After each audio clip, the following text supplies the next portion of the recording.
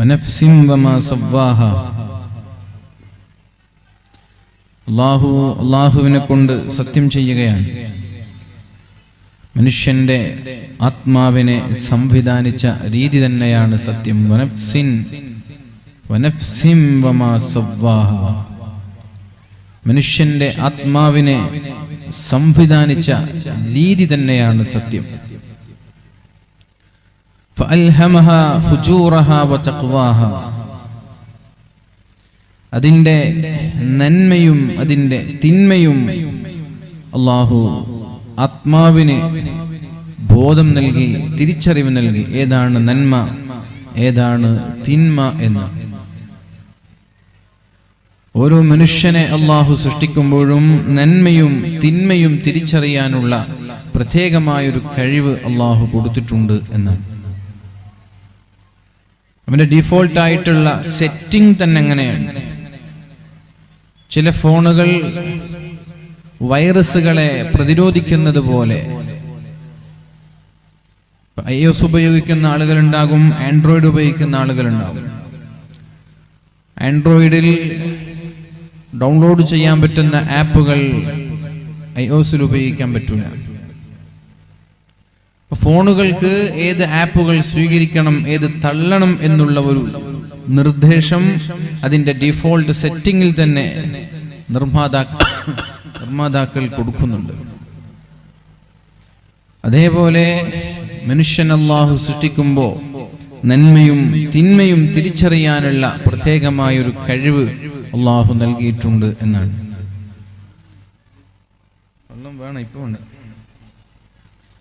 الإثم ما حاك في صدرك وكرهت أن يطلع عليه الناس. തിന്മ എന്ന് പറയുന്നത് മനുഷ്യന്റെ ഹൃദയത്തിൽ അസ്വസ്ഥതയുണ്ടാക്കുന്ന ഒന്നാണ്. തിന്മ ചെയ്തവന് അസ്വസ്ഥതയുണ്ടാവും, ഒരു ചൊറിച്ചിലുണ്ടാവും. ഒരാൾ 2 റക്അത്ത് നിസ്കരിച്ചു കഴിഞ്ഞാൽ അയാൾക്ക് അസ്വസ്ഥത ഉണ്ടാവില്ല, സന്തോഷം ഉണ്ടാവും. إذا سرته حسنته وساءته سيئته فذاك المؤمن. ഒരു മനുഷ്യന് നന്മ ചെയ്യുമ്പോൾ സന്തോഷവും തിന്മ ചെയ്യുമ്പോൾ ഒരു അസ്വസ്ഥതയും തോന്നുന്നുവെങ്കിൽ അത് വിശ്വാസിയുടെ അടയാളമാണ്. അങ്ങനല്ലേ? ഇദാ സറത്തുഹു ഹസനതുഹു. ഒരു നന്മ ചെയ്യുമ്പോൾ നമ്മൾക്ക് സന്തോഷം ഉണ്ടാവും, നല്ലൊരു ഹാപ്പിയായ ഒരു മൊമെന്റ്, ഒരു സന്തോഷമുള്ളൊരു നിമിഷമായിരിക്കും അത്. നേരെ മറിച്ച് തെറ്റു ചെയ്തു കഴിഞ്ഞാൽ ഒരു അസ്വസ്ഥത, ഒരു ടെൻഷൻ. ഇങ്ങനെ ഈ 2 സ്വഭാവമുള്ള ആളുകളാണ് വിശ്വാസി. തെറ്റു ചെയ്തിട്ടും ഒരാൾക്ക് ദുഃഖമില്ലെങ്കിൽ അയാൾ വിശ്വാസിയല്ല എന്നാണ് അർത്ഥം. ഞാൻ പറയുമ്പോൾ പലരും ചിന്തിച്ചിട്ടുണ്ടാവും, ഞാൻ തെറ്റ് ചെയ്യുന്നുണ്ട്, എനിക്കൊരു ദുഃഖവും തോന്നുന്നില്ലല്ലോ, ഞാൻ തെറ്റ് ചെയ്യുമ്പോൾ എനിക്കൊരു അസ്വസ്ഥതയും ഫീൽ ആവുന്നില്ലല്ലോ, ഒരു ടെൻഷനും എനിക്ക് തോന്നുന്നില്ലല്ലോ. ഹൃദയത്തിൽ ഈമാൻ ഇല്ല എന്നതിൻ്റെ ലക്ഷണമാണത്. ഒരൽപ്പമെങ്കിലും ഹൃദയത്തിന്റെ അടിത്തട്ടിലെങ്കിലും ഈമാനിന്റെ ഒരു കണികയുണ്ടെങ്കിൽ തെറ്റ് ചെയ്യുമ്പോൾ അവനറിയാതെ അസ്വസ്ഥനാകും, അവനറിയാതെ അവന്റെ ഹൃദയം വെമ്പൽ കൊള്ളും, ഒരു വേദന കൊണ്ട് ഹൃദയം എന്താ പറയാ, പ്രകമ്പനം കൊള്ളും. അപ്പോ ഇദാ സറത്തുഹു ഹസനതുഹു വസാഅതുഹു സയ്യിഅതുഹു. തെറ്റുകൾ ചെയ്യുമ്പോൾ വേദനയും നന്മ ചെയ്യുമ്പോൾ സന്തോഷവും തോന്നുന്നവനാണ് വിശ്വാസി എന്ന് പരിശുദ്ധ റസൂൽ സല്ലല്ലാഹു അലൈഹി വസല്ലം. എന്താണ് തെറ്റ്? അൽ ഇസ്മു മാ ഹാക ഫീ സദ്രിക്. തെറ്റും ശരിയും തേടി എവിടെയും പോവേണ്ട ആവശ്യമില്ല. അതെനിക്കറിഞ്ഞില്ലല്ലോ, അത് തെറ്റാണ്, അത് പാടില്ല എന്നെനിക്കറിഞ്ഞില്ലല്ലോ, അറിയാത്തത് കൊണ്ടാണ് ഞാൻ ചെയ്തത് എന്ന് പറഞ്ഞു മാറി നിൽക്കേണ്ട ആവശ്യമില്ല. അൽ ഇസ്മു മാ ഹാക ഫീ സദ്രിക്. നിന്റെ ഹൃദയത്തിൽ അസ്വസ്ഥതയുണ്ടാക്കുന്നത് തെറ്റാണ്.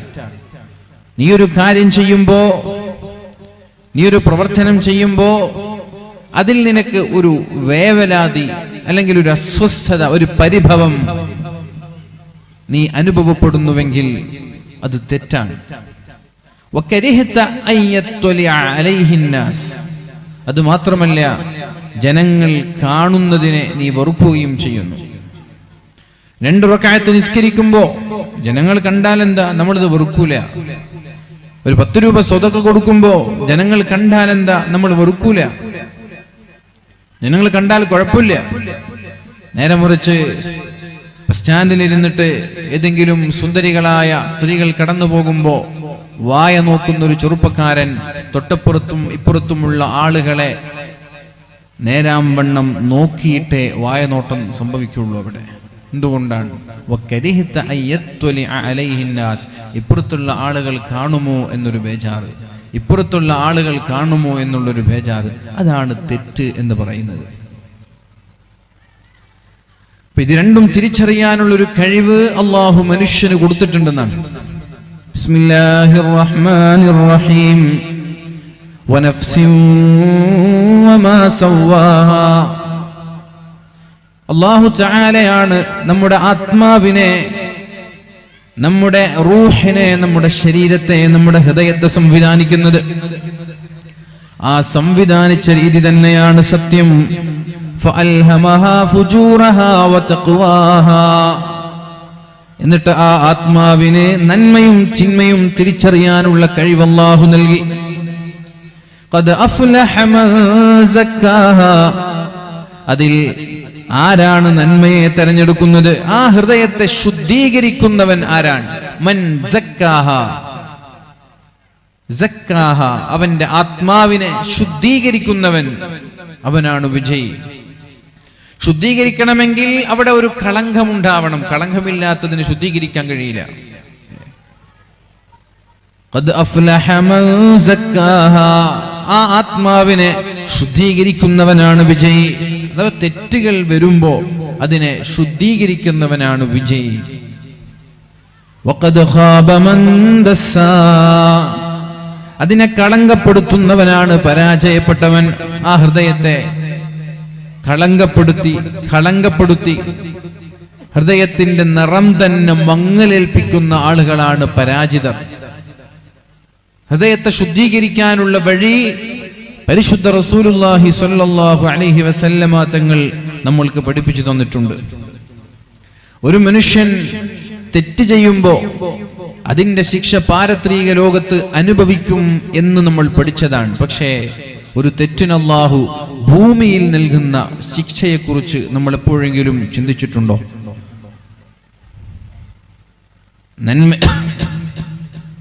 നന്മയും തിന്മയും. ഒരാൾ നന്മ ചെയ്യാൻ തീരുമാനിച്ചു, ഒരാൾ തീരുമാനിച്ചു, അയാൾ ചെയ്തില്ല. നന്മ ചെയ്യാൻ തീരുമാനിച്ചു, ചെയ്തില്ല. അല്ലാഹു അയാൾക്ക് ഒരു പ്രതിഫലം നൽകുമെന്ന് പരിശുദ്ധ റസൂലുള്ളാഹ്. ഒരു പ്രതിഫലം. പള്ളിയിലേക്ക് വരുമ്പോ, വഅദിന് വരുമ്പോ 1000 രൂപ കൊണ്ടുവരണം എന്ന് ഇന്നലെ കരുതി. വഅദ് കഴിയുമ്പോ ഇന്ന് കൊണ്ടുവന്നില്ല. അയാൾക്ക് അല്ലാഹു ഒരു പ്രതിഫലം നൽകും. അയാൾ നന്മയെ കരുതിയതിന്റെ പേരിൽ, നന്മ ചെയ്യണം എന്ന് ആഗ്രഹിച്ചതിന്റെ പേരിൽ. നേരെ മറിച്ച് ഒരാൾ തെറ്റു ചെയ്യാൻ തീരുമാനിച്ചു. നാളെ വഅദിന് പോകുന്നില്ല, നാളെ വേൾഡ് കപ്പ് ഫൈനൽ നടക്കല്ലേ, ടൗണിൽ പോയാല് നല്ല സ്ക്രീൻ ഉണ്ടാകും, അവിടെ പോയിട്ട് കളി കാണണം എന്നൊരാൾ തീരുമാനിച്ചു. പിന്നെ അയാൾ തീരുമാനം മാറ്റി, വഅദിന് വന്നു.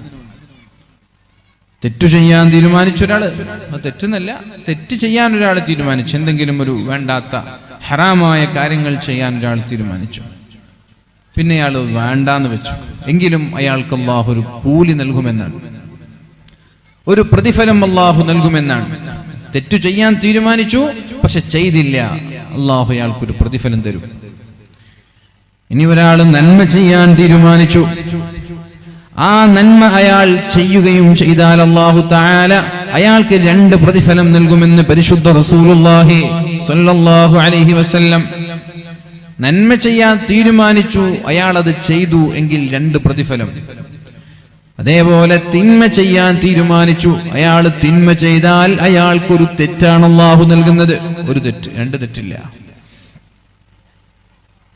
എത്രത്തോളം അള്ളാഹു നമ്മളെ രക്ഷപ്പെടുത്തുന്നു, എത്രത്തോളം അള്ളാഹു നമ്മളെ രക്ഷപ്പെടുത്താൻ ശ്രമിക്കുന്നു എന്നതിന്റെ വളരെ മനോഹരമായ ഹദീസാണിത്.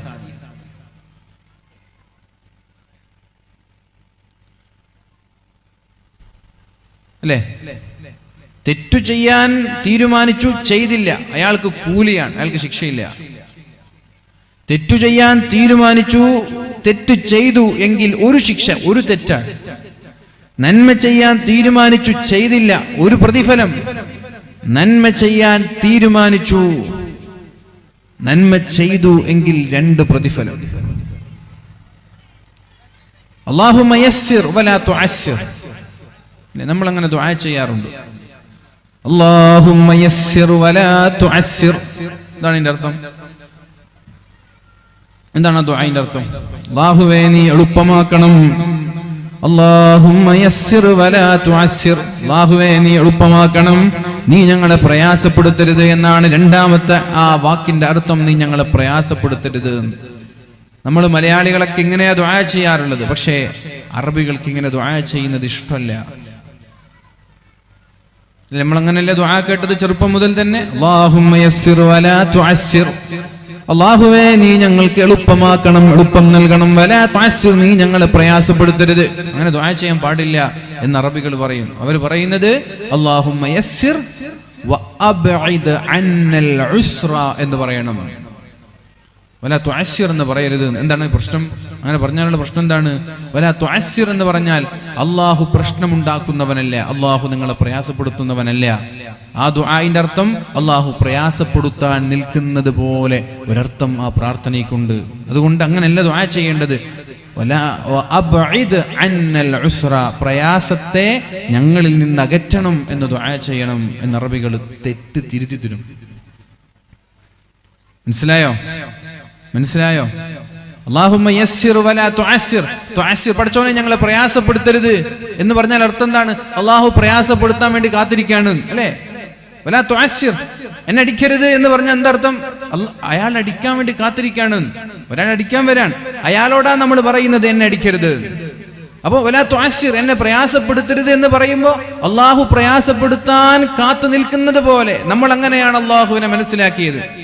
അറബികൾ തിരിച്ചറിഞ്ഞതുപോലെ നമ്മൾ മലയാളികൾ അല്ലാഹുവിനെ തിരിച്ചറിഞ്ഞിട്ടില്ല. അവർ പറയും വഅബ്ഇദ് അന്നൽ ഉസ്റ, പടച്ചോനെ പ്രയാസത്തെ എന്നിൽ നിന്ന് നീ അകറ്റണം, നീ എന്നെ പ്രയാസപ്പെടുത്തരുത് എന്ന് ദുആ ചെയ്യാൻ പാടില്ല. അല്ലാഹു അങ്ങനെയാണ്. എങ്ങനെയെങ്കിലും മനുഷ്യനെ രക്ഷപ്പെടുത്താനാണ് അല്ലാഹു ശ്രമിക്കുന്നത്. ഇവിടെ തന്നെ അതിന്റെ ഏറ്റവും മനോഹരമായ ഉദാഹരണമാണ് ഈ ഹദീസ്. നന്മ ചെയ്യാൻ തീരുമാനിച്ച് നന്മ ചെയ്തില്ലെങ്കിൽ അല്ലാഹു ഒരു പ്രതിഫലം നൽകുന്നു. തെറ്റു ചെയ്യാൻ തീരുമാനിച്ച് തെറ്റു ചെയ്തില്ലെങ്കിൽ അല്ലാഹു ഒരു പ്രതിഫലം നൽകുന്നു. എത്ര മനോഹരാണ്! തെറ്റു ചെയ്യാൻ തീരുമാനിച്ചു, തെറ്റു ചെയ്തില്ല, അല്ലാഹു അയാൾക്കൊരു പ്രതിഫലം നൽകും. അതുകൊണ്ട് പ്രിയപ്പെട്ടവരെ, അല്ലാഹുവിനെ മനസ്സിലാക്കുന്നിടത്താണ് നമ്മൾക്ക് പാളിച്ച പറ്റിപ്പോയത്. അല്ലാഹുവിനെ തിരിച്ചറിയുന്ന സ്ഥലത്താണ് നമ്മൾക്ക് പിഴവ് പറ്റിപ്പോയത്. അല്ലാഹു പറയുന്നുണ്ട്, അന ഇൻദ ലന്നി അബ്ദി ബി ഫല്യളുന്ന ബി മാ ഷാ. എങ്ങനെയാണോ എന്റെ അടിമ എന്നെ കുറിച്ച് ചിന്തിക്കുന്നത്, അതേപോലെയാണ് ഞാൻ എന്റെ അടിമയോട് പെരുമാറാൻ പോകുന്നത്. അന ഇൻദ ലന്നി അബ്ദി ബി, എന്റെ അടിമ എന്നെ കുറിച്ച് എന്താണോ ചിന്തിക്കുന്നത് അതേപോലെയാണ് ഞാൻ എന്റെ അടിമകളോട് പെരുമാറാൻ പോകുന്നത്. അല്ലാഹുവിനെ കുറിച്ച് നല്ല ചിന്തയാണെങ്കിൽ അല്ലാഹു അയാളോട് നല്ല രീതിയിൽ പെരുമാറും. അല്ലാഹുവിനെ കുറിച്ചുള്ള ചിന്ത മോശമാണെങ്കിൽ ആ ഒരു രീതിയിലാണ് അല്ലാഹു നമ്മൾക്ക് തിരിച്ച് നമ്മളോട് പെരുമാറുന്നത്. രോഗിയായ ഒരു മനുഷ്യനോട് അല്ലാഹുവിന്റെ ഹബീബായ റസൂലുള്ളാഹി സ്വല്ലല്ലാഹു അലൈഹി വസല്ലമ തങ്ങൾ ഒരു രോഗിയായ ഒരു സ്വഹാബിയെ സന്ദർശിക്കാൻ പോകുന്നുണ്ട്. ആ മനുഷ്യനെ സന്ദർശിച്ചിട്ട് അല്ലാഹുവിന്റെ ഹബീബായ നബി തങ്ങൾ അയാളോട് ചോദിക്കുന്നുണ്ട്, ഹൽ കുൻത തദ്ഉ ബിശൈഇൻ ഔ തസ്അലുഹു ഇയ്യാ. അല്ലാഹുവിനോട് നീ വല്ലതും ചോദിക്കാറുണ്ടായിരുന്നോ? അല്ലാഹുവിനോട് വല്ലതും ദുആ ചെയ്യാറുണ്ടായിരുന്നോ?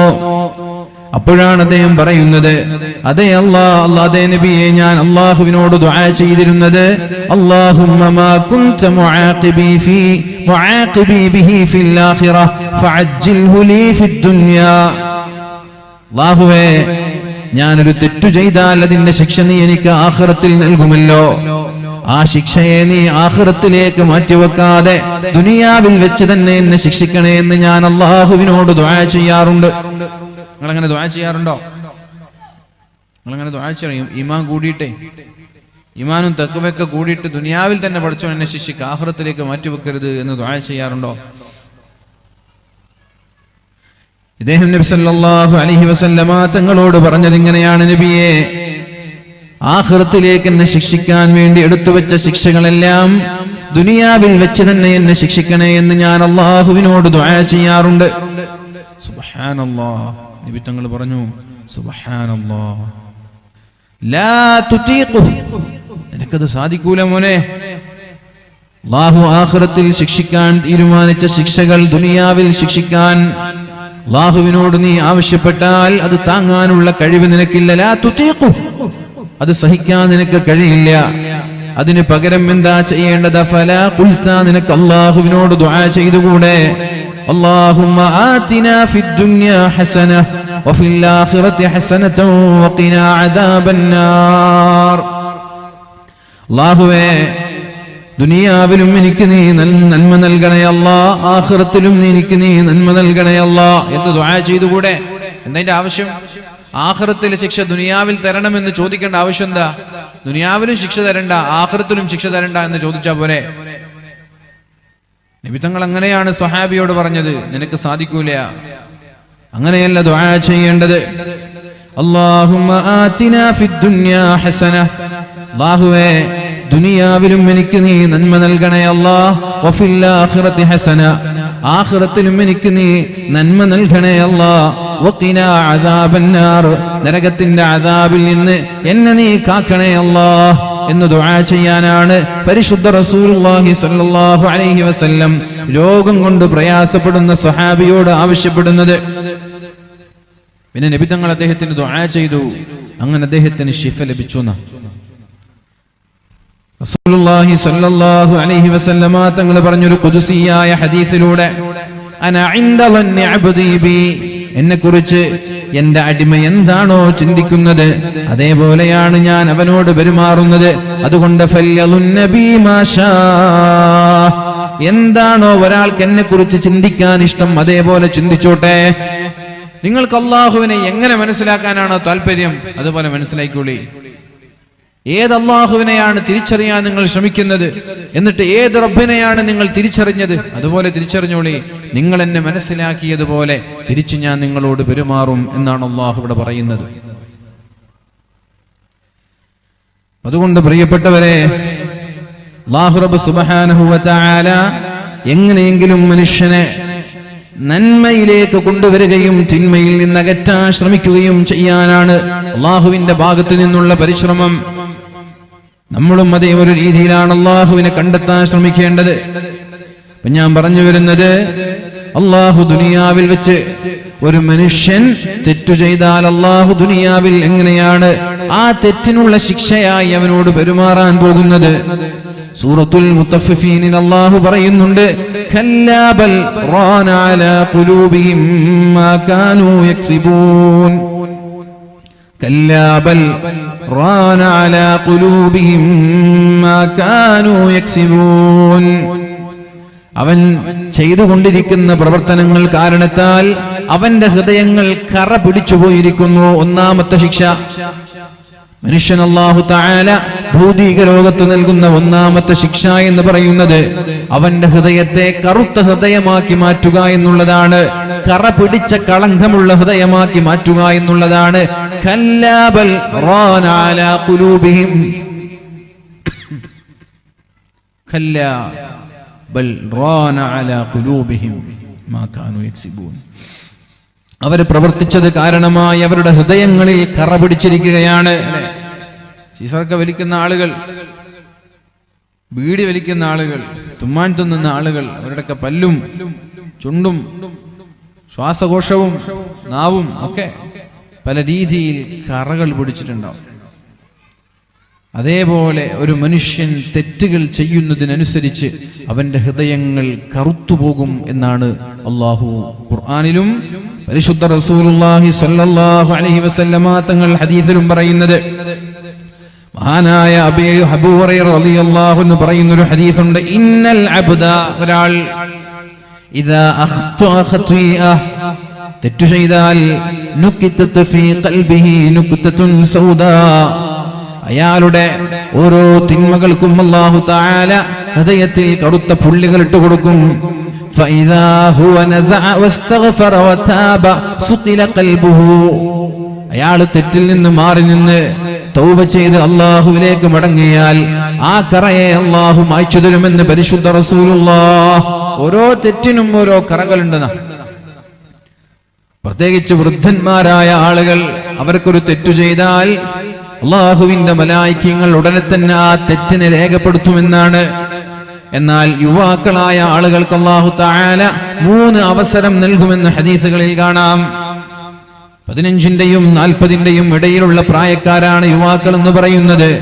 ആ യുവാക്കളായ ആളുകൾക്ക് അല്ലാഹു തആല 3 ചാൻസുകൾ നൽകുന്നുണ്ട്, 3 അവസരങ്ങൾ നൽകുന്നുണ്ട്.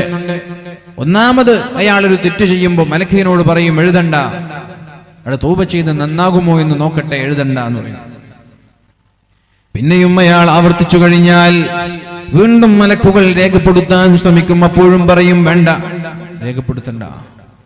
അങ്ങനെ 3-ാമത്തെ തവണ അയാൾ തെറ്റ് ചെയ്യുമ്പോഴാണ് മലക്കുകൾ ആ തിന്മകളെ രേഖപ്പെടുത്തുന്നത് എന്ന് ഹദീസുകളിൽ കാണാൻ കഴിയും. അത് യുവാക്കളെ കുറിച്ചാണ്, വൃദ്ധന്മാരായ ആളുകളെ കുറിച്ചല്ല. സ്വാഭാവികമായി ഓരോ മനുഷ്യന്റെ ശരീരവും തിന്മയോട് താല്പര്യം കാണിക്കുന്നതാണ്. പ്രത്യേകിച്ച് യൗവനകാലം എന്ന് പറയുന്നത് തിന്മയോട് പ്രവണതയുള്ള പ്രായമാണത്, കാലഘട്ടമാണത്. തെറ്റു ചെയ്യാനാണ് കൂടുതൽ താല്പര്യമുണ്ടാവുക. അതിനോടൊന്നും വലിയ താല്പര്യം ഉണ്ടാവില്ല. അതുകളൊക്കെ എന്തിനാന്ന് നോക്കും.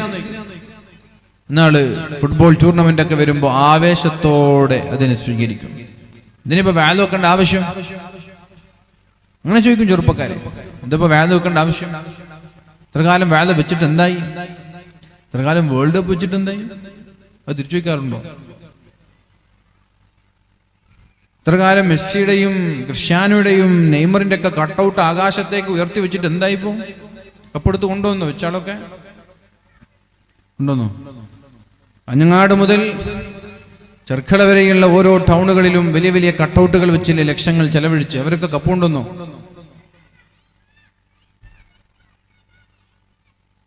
ആ ചോദ്യത്തിനൊന്നും ഉത്തരവില്ല. നന്മകളോട് വിമുഖത കാണിക്കുകയും തിന്മയോടൊരു പ്രവണത കാണിക്കുകയും ചെയ്യുന്ന ഒരു കാലഘട്ടമാണ് യൗവനം എന്ന് പറയുന്നത്. അതുകൊണ്ട് തന്നെയാണ് അല്ലാഹുവിന്റെ ഹബീബായ നബി തങ്ങൾ പറഞ്ഞത്, ഇന്നല്ലാഹ യുഹിബ്ബുശ്ശാബ തായിബ്, തൗബ ചെയ്യുന്ന യുവാക്കളെ അല്ലാഹുവിന് വല്ലാതെ ഇഷ്ടമാണ്. മനുഷ്യന്റെ ഹൃദയം അങ്ങനെയാണ്, തെറ്റിനോട് താല്പര്യം കാണിക്കുന്നത്. പക്ഷേ തെറ്റുകൾ വന്നു പോകുമ്പോൾ അല്ലാഹുവിലേക്ക് തൗബ ചെയ്ത് മടങ്ങുന്ന യുവാക്കളെ അല്ലാഹുവിന് വല്ലാതെ ഇഷ്ടമാണെന്ന് പരിശുദ്ധ റസൂലുള്ളാഹി സ്വല്ലല്ലാഹു അലൈഹി വസല്ലം. അതേപോലെ വയസ്സായിട്ടും തിന്മയിൽ മുഴുകുന്ന വൃദ്ധരായ ആളുകളോട് അല്ലാഹുവിന് കോപമാണ്. 40 കഴിഞ്ഞിട്ടും തെറ്റുകളിൽ വ്യാപൃതരാകുന്നവർ. 40 കഴിയുമ്പോ ഒന്ന് ഒരുങ്ങണം ഖബറിലേക്ക്. 40 വരെ ഒരുങ്ങണ്ട എന്നല്ല, 40 എന്നുള്ളത് നമ്മുടെ ആയുസ്സിലെ ഏറ്റവും പ്രധാനപ്പെട്ട കാലഘട്ടം അസ്തമിച്ചു, ഇനി ഞാൻ വൃദ്ധനാവാൻ പോവാണ് എന്നതിൻ്റെ ഒരു അടയാളമാണ്.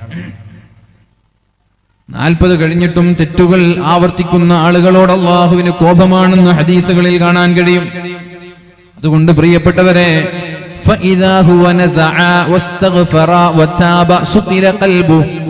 തെറ്റു ചെയ്ത ഒരാൾ തെറ്റിൽ നിന്ന് പിന്മാറി അല്ലാഹുവിലേക്ക് തൗബ ചെയ്ത് മടങ്ങിയാൽ ആ തെറ്റിനെ അല്ലാഹു മായ്ച്ചു കളയും, ശുദ്ധമായ തെറ്റാക്കും. ശുദ്ധമായ ഖദ് അഫ്ലഹ മൻ സക്കാഹ, ഹൃദയത്തെ ശുദ്ധീകരിച്ചവനായ അയാൾ മാറും. വഇൻ ആദ, അയാൾ വീണ്ടും മടങ്ങിയാൽ സീദ ഫീഹാ, തൗബ ചെയ്യുന്നതിന് പകരം തെറ്റുകളാണ് അയാൾ ആവർത്തിക്കുന്നതെങ്കിൽ ഹത്താ തഅലുവ ഖൽബഹ്, ആ കറകൾ അയാളുടെ ഹൃദയത്തെ ആവരണം ചെയ്യുമെന്ന്, അയാളുടെ ഹൃദയത്തെ പൊതിയുമെന്ന് പരിശുദ്ധ റസൂലുള്ളാഹ് വഹുവറാനുല്ലദീ ദക്കറല്ലാഹ് ഖുർആനിൽ പറഞ്ഞില്ലേ? ഖല്ലാ ബൽ റാന അലാ ഖുലൂബിഹിം എന്ന് ഖുർആനിൽ പറഞ്ഞ റാൻ എന്ന് പറയുന്ന അസുഖം ഒരു മനുഷ്യന്റെ ഹൃദയത്തെ തിന്മകൾ ആവരണം ചെയ്യലാണ് എന്ന് പരിശുദ്ധ റസൂലുള്ളാഹി സ്വല്ലല്ലാഹു അലൈഹി വസല്ലം. ഇങ്ങനെ തിന്മകൾ കൊണ്ടൊരു മനുഷ്യന്റെ ഹൃദയം ആവരണം ചെയ്യപ്പെട്ടാലുള്ള പ്രശ്നം എന്താണ്? പ്രശ്നമുണ്ട്. ലാ യഅരിഫു മഅറൂഫൻ വലാ യുൻകിറു മുൻകറാ, നന്മയേത് തിന്മയേത് എന്നയാൾക്ക് തിരിച്ചറിയാൻ കഴിയില്ല. നേരത്തെ പറഞ്ഞില്ലേ, അല്ലാഹു ഒരു മനുഷ്യന് നന്മയും തിന്മയും തിരിച്ചറിയാനുള്ള സംവിധാനം ഉണ്ടാക്കിയിട്ടുണ്ട്. പക്ഷേ അത് എപ്പോഴാണ്? തെറ്റുകൾ ചെയ്യുന്നതിനനുസരിച്ച് തെറ്റുകളെ കഴുകിക്കളയുന്നവന്. നേരെ മറിച്ച് തെറ്റുകൾ ചെയ്ത് അവന്റെ ഹൃദയത്തെ തിന്മകൾ പൊതിഞ്ഞു വെച്ചാൽ, ആവരണം ചെയ്താൽ, കറുത്തുപോയാൽ, ലാ യഅരിഫു മഅറൂഫൻ വലാ യുൻകിറു മുൻകറാ, അയാൾക്ക് നന്മയേത് തിന്മയേത് എന്ന് തിരിച്ചറിയാൻ കഴിയാത്ത അവസ്ഥയിലേക്ക് അയാൾ മാറുമെന്ന് പരിശുദ്ധ റസൂലുള്ളാഹ്. അപ്പൊ അയാൾക്ക് നന്മ ചെയ്യുമ്പോ സന്തോഷമോ തിന്മ ചെയ്യുമ്പോൾ ദുഃഖമോ അയാൾക്കുണ്ടാവൂല. കാരണം നന്മയേത് തിന്മയേത് എന്ന് തിരിച്ചറിഞ്ഞാലല്ലേ. ലാ യഅരിഫു മഅറൂഫൻ വലാ യുൻകിറു മുൻകറാ. ചില ആളുകൾ ചോദിച്ചില്ലേ, സാധുമാരെ വാദിന്റെ ഫ്ലക്സ് വെക്കുന്നുണ്ടല്ലോ, കളിക്കാരുടേത് വെച്ചാൽ എന്തേന്ന് ചോദിച്ചിട്ടില്ലേ? എന്തുകൊണ്ടാണ് അങ്ങനെ ചോദിക്കുന്നത്? ലാ യഅരിഫു മഅറൂഫൻ, ഈ ഫ്ലക്സ് ബോർഡുകൾ കൊണ്ടൊരു നന്മയുണ്ട്. വാലിന്റെ സദസ്സിലേക്ക് വരൂ എന്നൊരു ക്ഷണമാണ്, നന്മയിലേക്കുള്ള ക്ഷണമാണ് ഈ ഫ്ലക്സ് ബോർഡുകൾ. എന്നാൽ കളിയുടെ ഫ്ലക്സ് ബോർഡുകളും കട്ടൗട്ടുകളും കൊണ്ട് ഏത് നന്മയിലേക്കാണ് നിങ്ങൾ ക്ഷണിക്കുന്നത്? ലാ യഅരിഫു മഅറൂഫൻ വലാ യുൻകിറു മുൻകറാ, നന്മയും തിന്മയും തിരിച്ചറിയാൻ പറ്റാത്ത ഒരവസ്ഥയിലേക്ക് നമ്മുടെ ഹൃദയം മാറിപ്പോവാതിരിക്കാൻ, നമ്മുടെ ഹൃദയം ചാഞ്ഞു പോവാതിരിക്കാൻ, വഴുതിപ്പോവാതിരിക്കാൻ എന്റെ പ്രിയപ്പെട്ടവരെ നമ്മൾ സൂക്ഷിക്കണം. അല്ലാഹു നമ്മളെ രക്ഷപ്പെടുത്തട്ടെ. ഒന്നാമത്തെ ശിക്ഷ എന്ന് പറയുന്നത് നന്മയും തിന്മയും തിരിച്ചറിയാൻ പറ്റാത്ത രീതിയിലേക്ക് നമ്മൾ മാറുക എന്നുള്ളതാണ് ഒന്നാമത്തെ ശിക്ഷ. രണ്ടാമതായി ഭൂമിയിൽ അല്ലാഹു പരീക്ഷണങ്ങൾ നൽകുമെന്നാ പറഞ്ഞത്. സൂറത്തു ശൂറാ, വമാ അസ്വാബകും മിൻ മുസീബ ഫബിമാ കസബത് ഐദീകും വയഅഫു അൻ കസീർ. അല്ലാഹു തആല പരിശുദ്ധ ഖുർആനിലൂടെ പറയാണ്, വമാ അസ്വാബകും മിൻ മുസീബ, നിങ്ങൾക്ക് എന്ത് മുസീബത്തുകൾ വന്നാലും എന്ത് അപകടങ്ങൾ വന്നാലും. ഇന്നലെ താമരശ്ശേരി ഭാഗത്താണ് വഅദിന് പോയത്. വഅദ് കഴിഞ്ഞ് ഒരു വീട്ടിൽ പോവുകയുണ്ടായി. അവിടെ പ്രസവിച്ച് 1.5 മാസം പ്രായമുള്ളൊരു കുഞ്ഞുണ്ട്. ആ കുഞ്ഞിന്റെ ശരീരം പൊള്ളലേറ്റതുപോലെ, ഓരോ സ്ഥലങ്ങളിങ്ങനെ പൊള്ളിയതുപോലെ, തീ കൊണ്ടതുപോലെ പൊള്ളലേറ്റ് വരാൻ. പ്രസവിക്കുമ്പോൾ കാലിന്റെ ചൂണ്ടം വിരലുണ്ടായിരുന്നു, പൊള്ളലേറ്റ് ആ ചൂണ്ടം വിരൽ മുറിഞ്ഞുപോയി. ശരീരത്തിന്റെ ഓരോ സ്ഥലങ്ങളിലും തീ കൊണ്ടതുപോലെ പൊള്ളലേറ്റ് കിടക്കാണ്. ഡോക്ടർമാർ പറഞ്ഞു, ഇതിന് മരുന്നില്ല, രോഗത്തിന്റെ പേരെന്തെന്നറിയില്ല. അല്ലാഹു ശിഫ നൽകട്ടെ, അല്ലാഹു ശിഫ നൽകട്ടെ. ആരെയൊക്കെയോ ചെയ്യുന്ന തെറ്റുകൾ കാരണം അല്ലാഹു പൊതുവായി ജനങ്ങളിലേക്ക് ശിക്ഷ നൽകുന്ന. എല്ലാ ശിക്ഷകളും അങ്ങനെയാണ് എന്നല്ല, എന്നാൽ ചില ശിക്ഷകളെ അല്ലാഹു പൊതുജനങ്ങൾക്ക് അതൊരു ശിക്ഷയായി നൽകും. ചില തെറ്റുകളെ, ആ തെറ്റുകൾ ഏതൊക്കെയാണ് എന്ന് ശേഷം പറയാനുണ്ട്. വമാ അസ്വാബകും മിൻ മുസീബ, നിങ്ങൾക്ക് എന്തെങ്കിലും ഒരു മുസീബത്ത് വരുമ്പോ, അപകടങ്ങൾ വരുമ്പോ, രോഗങ്ങൾ വരുമ്പോ, പ്രയാസങ്ങൾ വരുമ്പോ അതിന്റെ കാരണങ്ങൾ തേടി ഗവൺമെന്റിനെയല്ല കുറ്റപ്പെടുത്തേണ്ടത്, പള്ളി കമ്മിറ്റിയെയല്ല കുറ്റപ്പെടുത്തേണ്ടത്. ഫബിമാ കസബത് ഐദീകും, നിങ്ങൾ നിങ്ങളുടെ കരങ്ങൾ കൊണ്ട് ചെയ്ത ആഭാസങ്ങൾ കാരണത്താലാണ് അല്ലാഹു തആല നിങ്ങൾക്ക് മുസീബത്തുകൾ നൽകുന്നത്, അപകടങ്ങൾ നൽകുന്നത്. സൂറത്തു ശൂറയിലെ 30-ാമത്തെ ആയത്താണിത്. എന്നിട്ട് അല്ലാഹു പറയാണ്, നിങ്ങൾ ചെയ്യുന്ന എല്ലാ തെറ്റുകൾക്കും ഞാൻ ശിക്ഷ നൽകുന്നില്ല. വയഅഫു അൻ കസീരിൻ, ഒട്ടുമിക്ക പാപങ്ങളും ഞാൻ നിങ്ങൾക്ക് പുറത്തു തരുന്നുണ്ട്. നിങ്ങൾ തൗബ ചെയ്യാതെ തന്നെ ഞാൻ പുറത്തു തരുന്നുണ്ട്. നമ്മളൊക്കെ ചെയ്യുന്ന തെറ്റിന് ഉടനെ തന്നെ അല്ലാഹു ശിക്ഷ നൽകിയിരുന്നുവെങ്കിൽ പ്രിയപ്പെട്ടവരെ, ഈ ഭൂമിയിൽ ഒരു മനുഷ്യനും ജീവിക്കൂല. ഒട്ടുമിക്ക തെറ്റുകൾക്കും അല്ലാഹു മാപ്പ് നൽകുന്നുണ്ട്. വയഅഫു അൻ കസീർ, ഒരുപാട് പാപങ്ങൾ അല്ലാഹു നിങ്ങൾ അറിയാതെ നിങ്ങൾക്ക് പുറത്തു തരുന്നുണ്ട്. അല്ലേ? റമളാനു ഇല റമളാനി കഫാറ, ഒരു റമളാൻ കഴിഞ്ഞ് അടുത്ത റമളാൻ വരെ കാത്തിരിക്കുന്നത് അതിനിടയിലുള്ള പാപങ്ങൾ പൊറുക്കപ്പെടാൻ കാരണമാകുമെന്ന് പരിശുദ്ധ റസൂലുള്ളാഹ്. അൽ ജുമഅതു ഇലൽ ജുമഅതി കഫാറ, ഒരു ജുമഅ കഴിഞ്ഞ് അടുത്ത ജുമഅയെ കാത്തിരിക്കുന്നത് അതിനിടയിലുള്ള പാപങ്ങൾ പൊറുക്കപ്പെടാൻ കാരണമാകുമെന്ന് പരിശുദ്ധ റസൂലുള്ളാഹ്. അസ്സലാത്തുൽ മക്തൂബ ഇലസ്സലാത്തിൽ മക്തൂബ, 5 നേരത്തെ നിസ്കാരത്തിനിടയിൽ ചെയ്യുന്ന പാപങ്ങൾ ആ നിസ്കാരത്തിന് കഴിഞ്ഞതിന് ശേഷം അടുത്ത നിസ്കാരത്തെ കാത്തിരിക്കുന്ന സമയമുണ്ടല്ലോ, ആ സമയം വരെയുള്ള നിങ്ങൾ ചെയ്യുന്ന പാപങ്ങളെ അടുത്ത നിസ്കാരമാകുമ്പോഴേക്കും അല്ലാഹു പുറത്തു തരുന്നുണ്ട് എന്ന് പരിശുദ്ധ റസൂലുള്ളാഹി സ്വല്ലല്ലാഹു അലൈഹി വസല്ലം. അൽ-ഉംറതു ഇലൽ ഉംറ, ഒരു ഉംറ കഴിഞ്ഞ അടുത്ത ഉംറ വരെയുള്ള കാലയളവിൽ നിങ്ങൾ ചെയ്യുന്ന പാപങ്ങൾ നിങ്ങൾ അറിയാതെ അല്ലാഹു പുറത്തു തരുന്നുണ്ട്. അങ്ങനെ എത്ര വഅഫു അൻ കസീർ, എത്ര പാപങ്ങൾ അല്ലാഹു പുറത്തു തരുന്നുണ്ട്. സ്വലാത്തുകൾ കാരണം അല്ലാഹു പാപങ്ങൾ പുറത്തു തരുന്നുണ്ട്. 5 നേരത്തെ നിസ്കാരങ്ങളുടെ ശേഷം സുബ്ഹാനല്ലാഹും അൽഹംദുലില്ലയും അല്ലാഹു അക്ബറും ചൊല്ലുന്നത് കാരണത്താൽ അല്ലാഹു തആല തിരമാലകൾ കണക്ക് ചെയ്യുന്ന പാപങ്ങളും അല്ലാഹു പുറത്തു തരുന്നുണ്ട്. അപ്പൊ നമ്മൾ അറിയാതെ പാപങ്ങൾ ഒരുപാട് അല്ലാഹു പുറത്തു തരുന്നുണ്ട്. വുളൂ ചെയ്ത് വുളൂവിന്റെ വെള്ളം താഴേക്ക് ഇറ്റു വീഴുമ്പോ ആ വെള്ളത്തിന്റെ കണക്ക് അല്ലാഹു നമ്മുടെ പാപങ്ങൾ പുറത്തു തരുന്നുണ്ട്. പള്ളിയിലേക്ക് നടക്കുമ്പോൾ ഓരോ ചവിട്ടടിക്കും അല്ലാഹു നമ്മുടെ പാപങ്ങൾ പുറത്തു തരുന്നുണ്ട്. നമ്മുടെ സ്വതക്കകൾക്ക് അല്ലാഹു പാപങ്ങൾ പുറത്തു തരുന്നുണ്ട്. ഒരു തലവേദന അനുഭവിക്കുമ്പോൾ വരെ, ഒരു പനി അനുഭവിക്കുമ്പോൾ വരെ, ഒരു സത്യവിശ്വാസിക്ക് ഒരു ക്ഷീണമുണ്ടാകുമ്പോൾ വരെ അല്ലാഹു തആല അവന്റെ പാപങ്ങൾ അവൻ അറിയാതെ പുറത്തു തരുന്നുണ്ട് എന്ന് പരിശുദ്ധ റസൂലുള്ളാഹ്. അല്ലേ? ഒരു സത്യവിശ്വാസിക്ക് ഒരു ക്ഷീണമുണ്ടായാൽ, മാ അസ്വാബൽ മുഅ്മിന മിൻ നസ്ബിൻ, ക്ഷീണം, മിൻ ഗമ്മിൻ വഹമ്മിൻ, വിഷമം, ടെൻഷൻ, ദുഃഖം, പ്രയാസം, രോഗം, ഒരു വേദന. സത്യവിശ്വാസിക്ക് പ്രയാസമുണ്ടാവുന്ന ഏത് പ്രതിസന്ധി ഉണ്ടായാലും അല്ലാഹു തആല അവൻ അറിയാതെ അവന്റെ പാപങ്ങൾ പുറത്തു കൊടുക്കുന്നുണ്ടോ എന്നാണ്. വയഅഫു അൻ കസീർ, ഒരുപാട് പാപങ്ങൾ അല്ലാഹു പുറത്തു തരുന്നുണ്ട്. ആരാ പറയുന്നത്? പരിശുദ്ധ റസൂൽ പരിശുദ്ധ ഖുർആനിൽ അല്ലാഹു റബ്ബ് സുബ്ഹാനഹു വ തആല പറയാണ്, വയഅഫു അൻ കസീരിൻ, ഒരുപാട് പാപങ്ങൾ അല്ലാഹു പുറത്തു തരുന്നുണ്ട്. പിന്നെയോ അടുത്ത ആയത്ത് സൂറത്തുൽ മാഇദയാണ്. ഫഇൻ തവല്ലൗ ഫഅലം അന്നമാ യുരീദുല്ലാഹു അൻ യുസീബഹും ബിബഅദി ദുനൂബിഹിം وإن كثيرا من الناس لفاسقون. فإن تولوا, അവർ പിന്തിരിഞ്ഞു കളയുകയാണെങ്കിൽ ഫഅലം, നിങ്ങൾ മനസ്സിലാക്കണം, അന്നമാ യുരീദുല്ലാഹു അൻ യുസീബഹും ബിബഅദി ദുനൂബിഹിം, അവർ ചെയ്ത ചില തെറ്റുകൾ കാരണത്താൽ അല്ലാഹു തആല അവരെ ശിക്ഷിക്കാൻ പോവുകയാണ്. അൻ യുസീബഹും ബിബഅദി ദുനൂബിഹിം, അവർ ചെയ്ത ചില തെറ്റുകൾ കാരണത്താൽ, എല്ലാ തെറ്റുമില്ല, അയ്യുസീബഹും ബിബഅദി ദുനൂബിഹിം, അവരുടെ ചില പാപങ്ങൾ കാരണത്താൽ അല്ലാഹു അവർക്ക് നാശം നൽകാൻ പോവുകയാണ്, നാശം വരുത്താൻ പോവുകയാണ്. സൂറത്തുൽ മാഇദയിലെ 49-ാമത്തെ ആയത്താണിത്.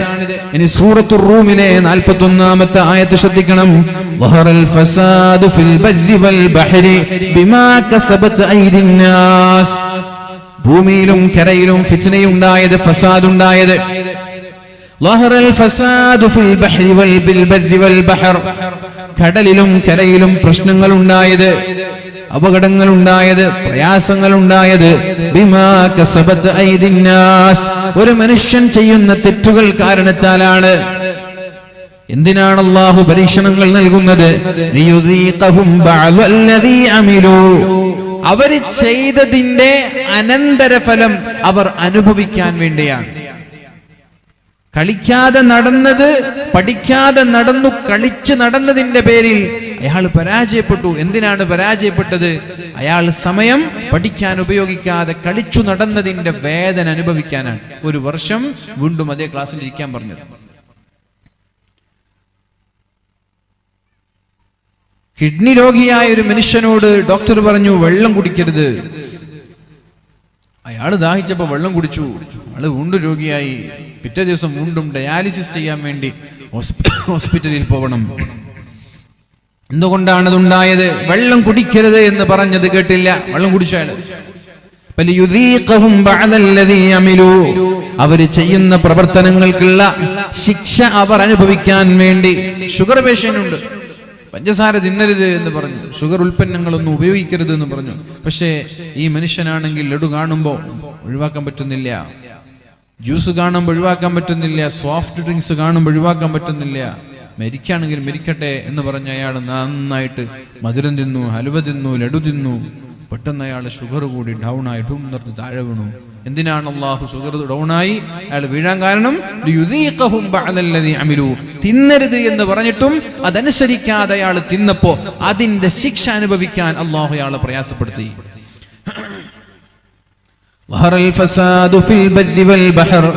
കടലിലും കരയിലും ഫിത്നയുണ്ടായത്, ഫസാദുണ്ടായത്, പ്രശ്നങ്ങളുണ്ടായത്, പരീക്ഷണങ്ങളുണ്ടായത് ബിമാ കസബത് ഐദിന്നാസ്, മനുഷ്യൻ ചെയ്യുന്ന തെറ്റുകൾ കാരണത്താലാണ്, മനുഷ്യന്റെ കൈകൊണ്ടുണ്ടാക്കുന്ന കുഴപ്പങ്ങൾ കാരണത്താലാണ്. അവർ ചെയ്യുന്നത് കാരണത്താൽ അതിന്റെ വേദന അനുഭവിക്കാൻ വേണ്ടി എന്നിട്ട് അവർ മാറുമോ എന്ന് നോക്കാം, അവർ നന്നാവോ എന്ന് നോക്കാം. നന്നായി മട്ടൻ കഴിച്ചു, കൊളസ്ട്രോൾ കൂടി, ഫാറ്റി ലിവർ കൂടി. ഹോസ്പിറ്റലിൽ പോയപ്പോൾ ഡോക്ടർ പറഞ്ഞു മട്ടൻ കഴിക്കുന്നത് കുറക്കണം. എന്തിനാ ഈ ഫാറ്റി ലിവർ കൂടിയത്? എന്തിനാ യൂറിക് ആസിഡ് കൂടിയത്? മട്ടനും ബീഫും നന്നായി കഴിച്ചിട്ടാണ്. അപ്പൊ അമിതമായി തിന്നപ്പോ അതിനുള്ള ശിക്ഷ പടച്ചോൻ തന്നു. എന്നിട്ട് എന്തിനാണ്? ലഅല്ലഹും യർജിഊൻ. ഇനി ഫാറ്റി ലിവർ കൺട്രോൾ ചെയ്യാൻ വേണ്ടി അയാൾ മട്ടൻ കുറക്കുന്നുണ്ടോ ഇല്ലേ എന്ന് നോക്കാൻ വേണ്ടി, യൂറിക് ആസിഡ് നിയന്ത്രിക്കാൻ വേണ്ടി ബീഫ് കുറക്കുന്നുണ്ടോ ഇല്ലേ എന്ന് നോക്കാൻ വേണ്ടി. പരിശുദ്ധ ഖുർആൻ പറഞ്ഞില്ല കുലൂ വശ്റബൂ വലാ തുസ്രിഫൂ, നിങ്ങൾ തിന്നണം കുടിക്കണമെന്നാണ് ഖുർആൻ പറയുന്നത്. വലാ തുസ്രിഫൂ, രണ്ടും അമിതമാവാൻ പാടില്ല. തിന്നണം കുടിക്കണം, അമിതമാവാൻ പാടില്ല. എന്ത് തിന്നണം എന്ന് വെച്ചാൽ എന്തും തിന്നണം. മനുഷ്യൻ മാംസബുക്കുമല്ല സസ്യബുക്കുമല്ല, രണ്ടും മിശ്രമായി സമ്മിശ്രമായി തിന്നുന്ന ജീവിയാണ് മനുഷ്യൻ. ഒരു മനുഷ്യന് പച്ച മാംസം തിന്നാതെ വെറും സസ്യം മാത്രം തിന്ന് ജീവിക്കാൻ കഴിയും. പക്ഷേ പല അസുഖങ്ങൾ അയാൾക്കുണ്ടാവും. സസ്യം മാത്രം തിന്ന് ജീവിക്കാന്ന് പറഞ്ഞാൽ അസുഖങ്ങൾ ഉണ്ടാവും. മാംസം മാത്രം തിന്ന് ജീവിക്കാന്ന് പറഞ്ഞാൽ അസുഖങ്ങൾ ഉണ്ടാവും. സമ്മിശ്രമാണ് മനുഷ്യൻ. എന്നാല് കാട്ടിലുള്ള വന്യമൃഗങ്ങൾ അങ്ങനെയല്ല, അവർ മാംസാഹാരികളാണ്. നമ്മുടെ വീട്ടിലുള്ള പശുക്കൾ അങ്ങനെയല്ല, സസ്യാഹാരികളാണ്. അപ്പൊ നമ്മളോട് എന്താണ് അള്ളാഹു ആവശ്യപ്പെടുന്നത്? കുലൂ വശ്റബൂ, നിങ്ങൾ തിന്നണം, നിങ്ങൾ കുടിക്കണം. വലാ തുസ്രിഫു, ഒന്നും അമിതമാവാൻ പാടില്ല. ഒന്നും അമിതമാവാൻ പാടില്ല. തിന്നുന്നതും കുടിക്കുന്നതും അമിതമാവാൻ പാടില്ല. അമിതമാവാന്ന് പറഞ്ഞാൽ ഇതിനൊക്കെ ഒരു ഓർഡർ ഉണ്ട്. ഭക്ഷണത്തിനൊരു ഓർഡർ ഉണ്ട്. നമ്മുടെ ജീവിതത്തിൽ കൃത്യമായി പാലിക്കേണ്ട ഒരു ഓർഡർ ഉണ്ട്. മുസ്ലിം സമുദായം തീരെ ശ്രദ്ധിക്കാത്ത മേഖലയാണത്. എപ്പോഴും നമ്മുടെ വീട്ടിൽ ചിക്കനാണ്, അത് നമ്മുടെ ശരീരത്തെ രോഗിയാക്കി മാറ്റും. എപ്പോഴും നമ്മുടെ വീട്ടിൽ ബീഫും മട്ടനൊക്കെ ആണെങ്കിൽ നമ്മുടെ ശരീരത്തെ അത് രോഗിയാക്കി മാറ്റും. ചില സന്ദർഭങ്ങളിൽ സാലഡ് വേണം, പച്ചക്കറികൾ വേണം. ഒരു ദിവസം മുഴുവനും പച്ചക്കറി, ഒരു ദിവസം മത്സ്യം, ഒരു ദിവസം ചിക്കൻ. അങ്ങനെ ഭക്ഷണത്തെ നമ്മൾ നിയന്ത്രിക്കാതെ അമിതമായ മാംസമാണ് നമ്മൾ ശരീരത്തിലേക്ക് കയറ്റുന്നതെങ്കിൽ സ്വാഭാവികമായി പതുക്കെ പതുക്കെ നമ്മൾ രോഗിയായി മാറും. കുലു, നിങ്ങൾ തിന്നണം, എന്തും തിന്നാം, ഹലാലായ എന്തും നിങ്ങൾക്ക് തിന്നാം. ഒന്നും തിന്നരുത് എന്ന് ഇസ്ലാം പറയുന്നില്ല. ഹലാലായ എന്തും നിങ്ങൾക്ക് തിന്നാം, ഹലാലായ എന്തും നിങ്ങൾക്ക് കുടിക്കാം. പക്ഷേ വലാ തുസ്രിഫു, ഒന്നും അമിതമാവരുത്. ഷുഗർ ആണെങ്കിലും അമിതമാവരുത്. അമിതമാകുമ്പോഴാണ് നമ്മൾ രോഗിയായി മാറുന്നത്. അപ്പൊ ഇവിടെ ശ്രദ്ധിക്കും നിങ്ങൾ, കടലിലും കരയിലും പ്രശ്നങ്ങൾ ഉണ്ടായത്, മനുഷ്യൻ രോഗിയായി മാറുന്നത് ബിമാ കസബത് ഐദിന്നാസ്, മനുഷ്യന്റെ പ്രവർത്തനം കാരണത്താലാണ്. ലിയുദീഖഹും ബഅദല്ലദീ അമിലൂ ലഅല്ലഹും യർജിഊൻ. ലിയുദീഖഹും ബഅദല്ലദീ അമിലൂ, അയാൾ ചെയ്യുന്ന തെറ്റുകൾ അവരെ അനുഭവിക്കാൻ വേണ്ടിയാണ് അല്ലാഹു തആല ശിക്ഷകൾ നൽകുന്നത്, രോഗങ്ങൾ നൽകുന്നത്. ലഅല്ലഹും യർജിഊൻ, ഒരു രോഗം വരുമ്പോൾ അയാൾ മാറുമോ എന്ന് നോക്കട്ടെ. കള്ളുകുടിച്ച് ഹൃദയമാകെ പഴുത്തുപോയി. ഡോക്ടർ പറഞ്ഞു ഇനി കള്ളു കുടിച്ചാൽ മരിക്കും. അയാൾ നിർത്തുന്നില്ലേ, അയാൾ നാളെ മരിച്ചു പോവാണ്. നിർത്തിയോ?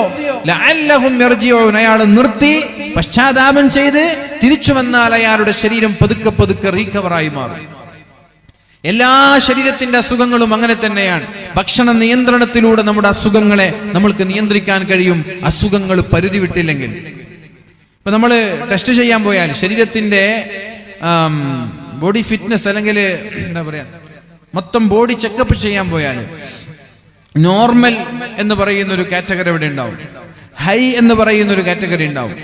ഇപ്പൊ ഹൈ സ്റ്റേജിലേക്ക്, ഹൈ ലെവലിലേക്ക് എത്തിക്കഴിഞ്ഞാൽ, ഇപ്പൊ ഫാറ്റ് ലിവർ തന്നെ കുറച്ചുകൂടി സിറോസിസ് ആകുമ്പോൾ പിന്നെ കുറച്ചുകൂടി കഴിഞ്ഞാൽ അത് ക്യാൻസറിലേക്ക് വരെ എത്തുന്നത്. അപ്പൊ ഒരു മനുഷ്യൻ ബോഡി ചെക്കപ്പ് നടത്തി നോർമൽ അല്ലാത്ത മേഖലയിൽ എന്തുകൊണ്ടാണ് എന്റെ ഫാറ്റ് ലിവർ കൂടാൻ കാരണം, എന്തുകൊണ്ടാണ് എന്റെ യൂറിക് ആസിഡ് കൂടാൻ കാരണം, എന്തുകൊണ്ടാണ് എന്റെ ക്രിയാറ്റിൻ കുറയാൻ കാരണം, ഇങ്ങനെ ഓരോന്ന് കൃത്യമായി വിശദമായി പഠനം നടത്തി എന്താണ് എന്റെ ജീവിതത്തിലുള്ള ഭക്ഷണത്തിലുള്ള ക്രമീകരണം എവിടെയാണ് വേണ്ടത് എന്ന് പറഞ്ഞ് ആ ഹൈ ലെവലിലുള്ളതെല്ലാം, റിസ്ക് ഫാക്ടറിലുള്ളതെല്ലാം കുറക്കാൻ അയാൾ ശ്രമിച്ചാൽ ഒരു 4-5 മാസം കൊണ്ട് അയാളുടെ ബോഡി നോർമലാവും. ശ്രദ്ധിക്കുന്നില്ലേ? അത് വലിയ വലിയ അസുഖങ്ങളിലേക്ക് അയാൾ എത്തിക്കും. ലഅല്ലഹും യർജിഊൻ, അയാൾ മാറട്ടെ, അയാൾ നന്നാവട്ടെ, അയാൾ ചെയ്യുന്ന പ്രവർത്തനം അയാളൊന്ന് ശ്രദ്ധിക്കട്ടെ എന്ന് വിചാരിച്ചിട്ടാണ് ഞാൻ നിങ്ങൾക്ക് ശിക്ഷകൾ നൽകുന്നത്. പക്ഷേ മടങ്ങിയില്ലെങ്കിൽ നിങ്ങൾ അത് അനുഭവിക്കേണ്ടി വരും. സൂറത്തുർ റൂമിലാണ് അല്ലാഹു പറയുന്നത്. അതേപോലെ ഇത് രോഗവും ഭക്ഷണവുമായി ബന്ധപ്പെട്ട വിഷയമാണ് ഞാനിവിടെ സൂചിപ്പിക്കുന്നതെങ്കിലും അതേപോലെ നമ്മൾ ചെയ്യുന്ന തെറ്റുകളിലേക്കും ഈ ആയത്തിനെ ഒന്ന് കൊണ്ടുപോയി നോക്ക്. ظهر الفساد في البر والبحر بما كسبت أيدي الناس ليذيقهم بعض الذي عملوا لعلهم يرجعون. എന്തിനാണ് അല്ലാഹു തആല ഭൂമിയിലേക്ക് ശിക്ഷകൾ നൽകുന്നത്? മനുഷ്യൻ ചെയ്യുന്ന തെറ്റുകൾ കാരണത്താലാണ് നമ്മുടെ തോന്നിവാസങ്ങൾ, വിചാരം പോലെ, കള്ളുകുടി പോലെ, കൊലപാതകം പോലെ, അക്രമങ്ങൾ പോലെ, പലിശ തിന്നുന്നത് പോലെ, ഹറാമായ കാര്യങ്ങള്, വ്യഭിചാര ആരോപണങ്ങള്, ഹറാമായ സമ്പാദ്യങ്ങള്, ഇതെല്ലാം ഒരു മനുഷ്യൻ ചെയ്യുമ്പോഴാണ് അല്ലാഹു തആല ഭൂമിയിലേക്ക് മാരകമായ പരീക്ഷണങ്ങൾ നൽകുന്നത്. ലഅല്ലഹും യർജിഊൻ, അയാൾ ചിന്തിച്ചുകൊണ്ടതിൽ നിന്ന് മാറട്ടെ എന്ന ചിന്തയാണ് അല്ലാഹുവിന് ഇങ്ങനെ ശിക്ഷകൾ നൽകുമ്പോൾ അല്ലാഹുവിനുള്ളത്. അവൻ മാറിയില്ലേ അതൊരു പൊതുജനത്തെ മുഴുവനും ബാധിക്കുമെന്ന് പരിശുദ്ധ റസൂലുള്ളാഹി സ്വല്ലല്ലാഹു അലൈഹി വസല്ലമ തങ്ങൾ പറയുന്ന ഒരു ഹദീസ് മഹാനായ ഇബ്നു മാജ റളിയല്ലാഹു അൻഹു റിപ്പോർട്ട് ചെയ്യുന്നുണ്ട്. അഖബല അലൈനാ റസൂലുള്ളാഹ്, ഒരിക്കൽ അല്ലാഹുവിന്റെ റസൂൽ സ്വല്ലല്ലാഹു അലൈഹി വസല്ലമ തങ്ങൾ വന്നു. എന്നിട്ട് പറഞ്ഞു, യാ മഅശറൽ മുഹാജിരീൻ, ഓ മക്കക്കാരെ. മുഹാജിർ എന്ന് പറഞ്ഞാൽ മക്കക്കാരെ. യാ മഅശറൽ മുഹാജിരീൻ, അല്ലയോ മക്കക്കാരെ. ഖംസുൻ ഇദബ്തുലീതും ബിഹിന്ന വഅഊദു ബില്ലാഹി അൻ തുദ്രികൂഹുന്ന, 5 കാര്യങ്ങൾ നിങ്ങളിൽ ഉണ്ടായാൽ നിങ്ങളിൽ ഉണ്ടാവാതിരിക്കട്ടെ എന്ന് ഞാൻ അല്ലാഹുവിനോട് ദുആ ചെയ്യുകയാണ്. ലം തൽഹരിൽ ഫാഹിഷതു ഫീ ഖൗമിൻ ഖത്തു, ഒരു സമൂഹത്തിൽ തിന്മകൾ വ്യാപകമായാൽ, ലഹറ എന്ന് പറഞ്ഞാൽ പ്രകടമാവുക, വ്യാപകമാവുക. ഇദാ ലം തൽഹരിൽ ഫാഹിഷതു ഫീ ഖൗമിൻ ഖത്തു, അനാചാരങ്ങളും തമ്മാടിത്തരങ്ങളും തോന്നിവാസങ്ങളും ഒരു സമൂഹത്തിൽ വ്യാപകമായാൽ, വ്യാപകമാവെന്ന് പറഞ്ഞാൽ എല്ലാവരും ചെയ്യാൻ തുടങ്ങും, എല്ലാവരും ചെയ്യാൻ തുടങ്ങും, നോർമലാവുക, ലഘൂകരിക്കപ്പെടുക, ഗൗരവം നഷ്ടപ്പെടുക. അങ്ങനെ അതിന് മാത്രമല്ല, ഹത്താ യുഅ്ലിനൂ ബിഹാ, എന്നിട്ട് അവർ ചെയ്യുന്ന തെറ്റുകളെ അവർ പരസ്യമാക്കാൻ തുടങ്ങിയാൽ, ഹത്താ യുഅ്ലിനൂ ബിഹാ, തെറ്റുകൾ വ്യാപകമായി എന്ന് മാത്രമല്ല ആ തെറ്റുകളെ അവർ പരസ്യമാക്കാനും തുടങ്ങി. ഹത്താ യുഅ്ലിനൂ ബിഹാ, തിന്മകളെ അവർ പരസ്യമാക്കാനും തുടങ്ങിയാൽ ഇല്ലാ ഫശാ ഫീഹിമുത് ത്വാഊൻ, അവരിൽ അല്ലാഹു തആല മാരകമായ രോഗങ്ങൾ നൽകും. ഫശാ എന്ന് പറഞ്ഞാൽ രോഗവും വ്യാപകമാവും. തെറ്റുകൾ വ്യാപകമാകുമ്പോൾ രോഗവും വ്യാപകമാവും. ഒരു വീട്ടിൽ ഒരു കിഡ്നി രോഗി, ആ ഒരു രീതിയിലേക്കാണ് നമ്മുടെ നാട് പോകുന്നത്. പണ്ടൊക്കെ CH സെന്റർ എന്ന് പറയുന്ന ഡയാലിസിസ് സെന്ററുകൾ ജില്ലയിലൊന്നായിരുന്നു. ഇപ്പൊ പഞ്ചായത്തിലും മണ്ഡലത്തിലും നാട്ടിലൊക്കെ ഓരോ നാട്ടിലും ഓരോ ഡയാലിസിസ് സെന്റർ എന്ന രീതിയിലേക്ക് നമ്മുടെ രാജ്യം മാറിക്കൊണ്ടിരിക്കുകയാണ്. ഓരോ വീട്ടിലും ഒരു കിഡ്നി പേഷ്യന്റ് എന്ന രീതിയിലേക്ക് നമ്മുടെ നാട് മാറിക്കൊണ്ടിരിക്കുകയാണ്. തിന്മ വ്യാപകമായാൽ ഫശാ ഫീഹിമുത് ത്വാഊൻ, അവിടെ അസുഖങ്ങളും വ്യാപകമാവും. ഫശ എന്ന് പറഞ്ഞാൽ വ്യാപകമാവും, പടർന്നു പന്തലിക്കും. ക്യാൻസർ, ഓരോ 5 വീട്ടിലും ഒരു ക്യാൻസർ രോഗി. അല്ലാഹു സലാമത്താക്കട്ടെ, അല്ലാഹു രക്ഷപ്പെടുത്തട്ടെ. രോഗികളായ ആളുകൾക്ക് അല്ലാഹു ശിഫ നൽകട്ടെ. ഏത് രോഗമാണെങ്കിലും എത്ര വലിയ അസുഖങ്ങളാണെങ്കിലും അല്ലാഹുവിനോടുള്ള ദുആ ആണ് പ്രിയപ്പെട്ടവരെ നമ്മുടെ പ്രതീക്ഷ. അല്ലാഹുവാണ് രോഗം നൽകുന്നത്, അല്ലാഹുവാണ് ശിഫ നൽകുന്നത്. മഹാനായ ഇബ്രാഹിം നബി അലൈഹിസ്സലാം ഒക്കെ പറഞ്ഞതുപോലെ ഫഇദാ മരിൽതു ഫഹുവ യശ്ഫീൻ. മഹാനായ ഇബ്രാഹിം നബി അലൈഹിസ്സലാം പറഞ്ഞത് ഫഇദാ മരിൽതു ഫഹുവ യശ്ഫീൻ, ഞാൻ രോഗിയായാൽ എനിക്ക് ശിഫ നൽകുന്നത് അല്ലാഹു റബ്ബ് സുബ്ഹാനഹു വ തആലയാണ്. അല്ലാഹുവിനുള്ള പ്രതീക്ഷ നമ്മൾക്കുണ്ടാവണം.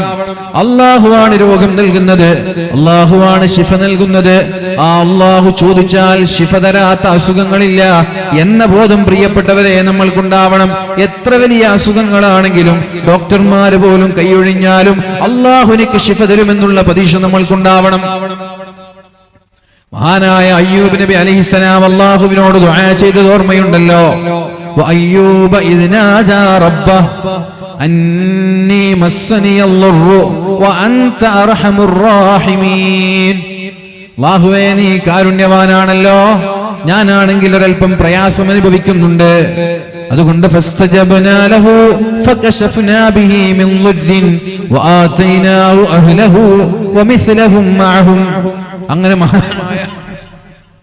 മഹാനായ അയ്യൂബ് നബി അലൈഹിസ്സലാമിന്റെ പ്രാർത്ഥന അല്ലാഹു സ്വീകരിച്ച് ഉടനെ തന്നെ മഹാനായ അയ്യൂബ് നബി അലൈഹിസ്സലാമിന് അല്ലാഹു തആല ശിഫ നൽകിയത് പരിശുദ്ധ ഖുർആനിൽ അല്ലാഹു പറയുന്നുണ്ട്. അതുകൊണ്ട് തദാവു ഇബാദല്ലാഹ്, രോഗം വന്നാൽ ഉടനെ ചികിത്സിക്കണമെന്നാ പറഞ്ഞത്. ഫഇന്നല്ലാഹ സുബ്ഹാനഹു ലം യളഅ ദാഅൻ ഇല്ലാ വുലിഅ മഅഹു ശിഫാ. ഏതെങ്കിലും രോഗം അല്ലാഹു ഭൂമിയിലേക്ക് പറഞ്ഞയച്ചിട്ടുണ്ടെങ്കിൽ ആ രോഗത്തിനുള്ള ചികിത്സയും അല്ലാഹു പറഞ്ഞയച്ചിട്ടുണ്ട്. ഇവിടെ ഒരു രോഗമുണ്ടെങ്കിൽ ആ രോഗത്തിനുള്ള ശിഫയും ഭൂമിയിലുണ്ട്. പക്ഷെ നമ്മളത് കണ്ടെത്തിയിട്ടില്ല എന്ന് മാത്രം. ഡോക്ടർമാർ പറയില്ലേ, ഈ രോഗത്തിന്റെ പേരറിയില്ല, ഇതിന്റെ മരുന്നില്ല. രോഗം ഇവിടെ ഉണ്ടെങ്കിൽ ആ രോഗത്തിനുള്ള മരുന്നും ഭൂമിയിലുണ്ട്, നമ്മൾ കണ്ടുപിടിച്ചിട്ടില്ല. എത്ര കാലായി ക്യാൻസർ നമ്മെ കാർന്ന് തിന്നാൻ തുടങ്ങിയിട്ട് ഇതുവരെ മരുന്ന് കണ്ടുപിടിച്ചോ? എത്ര കാലായി കിഡ്നി രോഗികൾ ഇങ്ങനെ വ്യാപിച്ചുകൊണ്ടിരിക്കുകയാണ്, മരുന്ന് കണ്ടുപിടിച്ചോ? കണ്ടുപിടിക്കൂല. ഇതൊക്കെ ഒരു ബിസിനസ് മെന്റാലിറ്റിയാ. പനിക്ക് വേഗം മരുന്നുണ്ടാവും. കാരണം എന്താ? പനി ഇപ്പോൾ ഒരാഴ്ച കിടന്നാൽ ചിലപ്പോൾ ഷിഫയാകും, അങ്ങനെ ഹോസ്പിറ്റലിൽ പോയാലും പോയില്ലേലും. എന്നാൽ കിഡ്നി രോഗം അങ്ങനെയല്ല, മരിക്കുവോളം ഹോസ്പിറ്റലിൽ പോകണം, മരിക്കുവോളം ഹോസ്പിറ്റലിൽ പോകണം. അതാണ് കിഡ്നി രോഗം. 19 വയസ്സുള്ള ഒരു പെൺകുട്ടി കിഡ്നി രോഗിയായി കോഴിക്കോട് മെഡിക്കൽ കോളേജിന്റെ തൊട്ടടുത്തുള്ള CH സെന്ററിൽ കിടപ്പുണ്ട്. ആഴ്ചയിൽ 3 തവണ ഡയാലിസിസ് ചെയ്യേണ്ടി വരുന്ന ഒരു പെൺകുട്ടിയാണ്. പഠിച്ചുകൊണ്ടിരിക്കുന്ന ഒരു വിദ്യാർത്ഥിനിയാണ്. ട്രാൻസ്പ്ലാന്റേഷൻ പോലും സാധിക്കാതെ അതിന് സൂട്ടബിൾ ആയിട്ടുള്ള കിഡ്നി കിട്ടുന്നില്ല, അല്ലെങ്കിൽ കിഡ്നി കിട്ടിയാൽ ശരീരം അതിനെ സ്വീകരിക്കുന്നില്ല. എന്താ പ്രതിവിധി? ദുആ മാത്രം, വേറൊന്നുമില്ല. മരുന്ന് കണ്ടുപിടിച്ചിട്ടില്ല.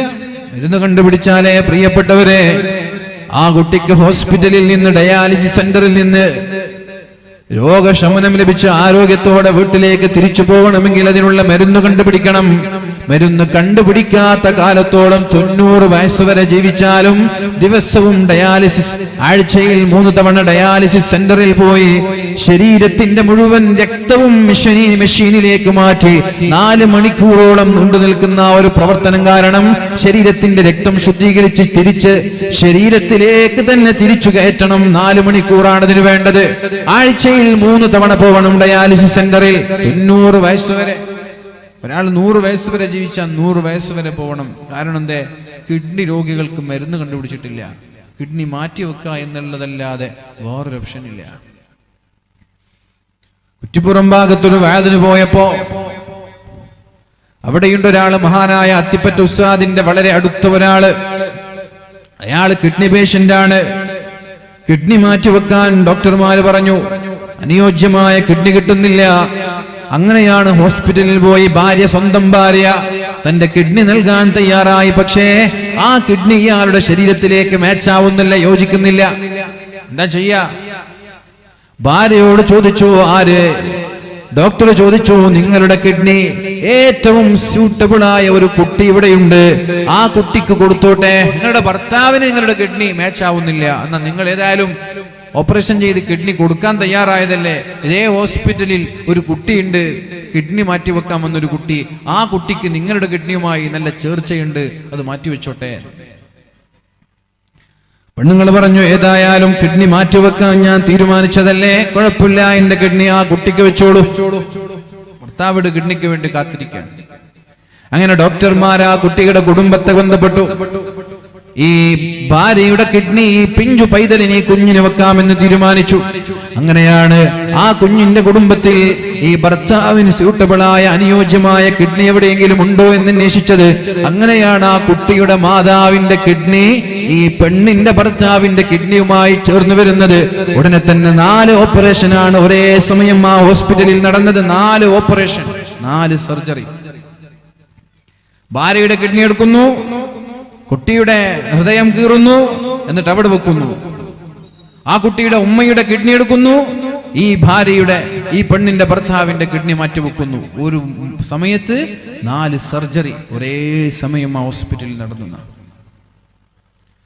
ഈ കിഡ്നി മാറ്റിവെക്കാൻ വരെ ചേർച്ച വേണം, ശരീരത്തോടത് പൊരുത്തപ്പെടണം. എല്ലാവരും കിഡ്നിയും എല്ലാവർക്കും ചെയ്യാൻ പറ്റൂല, എല്ലാവർക്കും മാറ്റിവെക്കാൻ പറ്റൂല. പൈസ ഉണ്ടെങ്കിലും കിഡ്നി കിട്ടിക്കൊള്ളണമെന്നില്ല, കിഡ്നി കിട്ടാൻ പ്രയാസമാണ്.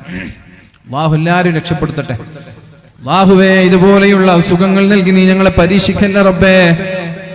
രോഗികളായ ആളുകൾക്ക് അല്ലാഹുവേ നീ ശിഫ നൽകണേ അല്ലാഹ്. ഞാൻ പറഞ്ഞു വരുന്നത് 19 വയസ്സുള്ളൊരു പെൺകുട്ടി പരിശുദ്ധമായ റമദാനിലാണ് ഞാൻ കണ്ടത്.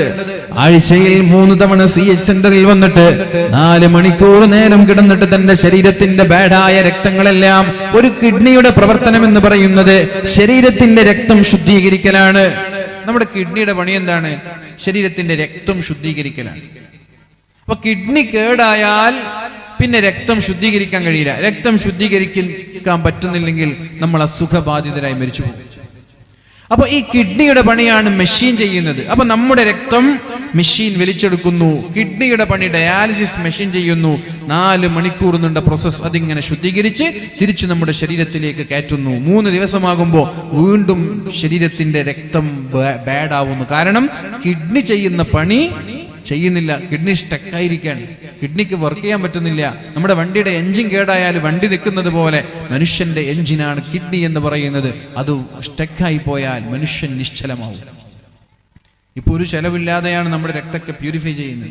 ഒരു ചെലവില്ല, നമ്മുടെ രക്തത്തെ ഇങ്ങനെ ശുദ്ധീകരിച്ചുകൊണ്ടിരിക്കുകയാണ്. ഇതൊന്ന് സ്റ്റക്കായി പോയാൽ ആഴ്ചയിൽ മിനിമം 7500 രൂപയാണ് ചെലവ്.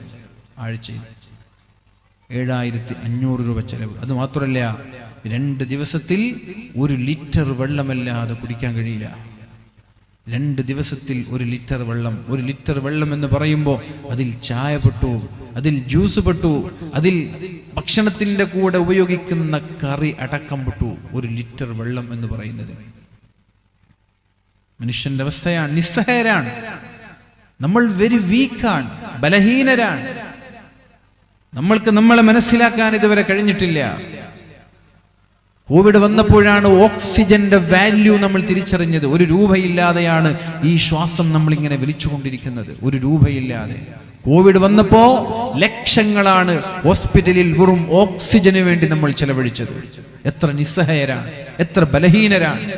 എന്നിട്ടും നമ്മൾ അള്ളാഹുവിനെ തിരിച്ചറിയുന്നുണ്ടോ പ്രിയപ്പെട്ടവരെ? അള്ളാഹുവിനെ നമ്മൾ നന്ദി ചെയ്യുന്നുണ്ടോ? ഒരാൾ കിഡ്നി രോഗിയായാൽ അയാൾക്ക് അനുയോജ്യമായ കിഡ്നി ലഭിച്ചില്ല എങ്കിൽ മരിക്കുന്നത് വരെ അയാൾ ഹോസ്പിറ്റലിൽ പോയി ഓരോ ആഴ്ചയും 7500 രൂപ, 2 ആഴ്ചയാകുമ്പോൾ 15000 രൂപ, 1 മാസത്തിൽ 30000 രൂപ വെറും കിഡ്നി ശുദ്ധീകരിക്കാൻ മാത്രം, രക്തം ശുദ്ധീകരിക്കാൻ മാത്രം 1 മാസത്തിൽ 30000 രൂപ. ആ വീട്ടുകാർക്ക് പിന്നെ സന്തോഷമുണ്ടോ? ആ വീട്ടുകാർക്ക് പെരുന്നാളുണ്ടോ? ആ വീട്ടുകാർക്ക് പിന്നെ കല്യാണ ആഘോഷങ്ങളുണ്ടോ? ബർത്ത്ഡേ സെലിബ്രേഷൻ ഉണ്ടോ? നമ്മൾക്ക് വെറും ബർത്ത്ഡേ സെലിബ്രേഷന് വേണ്ടി മാത്രം ലക്ഷങ്ങൾ പൊടിപിടിക്കുന്നവരാണ് നമ്മൾ, അല്ലേ? ഒരു മകളുടെ 1-ാം മാസം, അതും ഒരു സെലിബ്രേഷൻ. 2-ാം മാസം, അതും ഒരു സെലിബ്രേഷൻ. എപ്പോഴാണ് ഇതൊക്കെ തുടങ്ങിയത്? ഓരോ മാസവും സെലിബ്രേറ്റ് ചെയ്യാൻ എപ്പോഴാണ് പ്രിയപ്പെട്ടവരെ നമ്മൾ തുടങ്ങിയത്? ഇതൊക്കെ സോഷ്യൽ മീഡിയയിൽ കാണുമ്പോൾ പലപ്പോഴും അത്ഭുതപ്പെട്ടു പോകുന്നുണ്ട്. സ്വന്തം മക്കളെ അർജന്റീനയുടെയും മെസ്സിയുടെ ഒക്കെ പേരിടുന്ന മുസ്ലിം പെൺകുട്ടികൾ, അല്ലേ?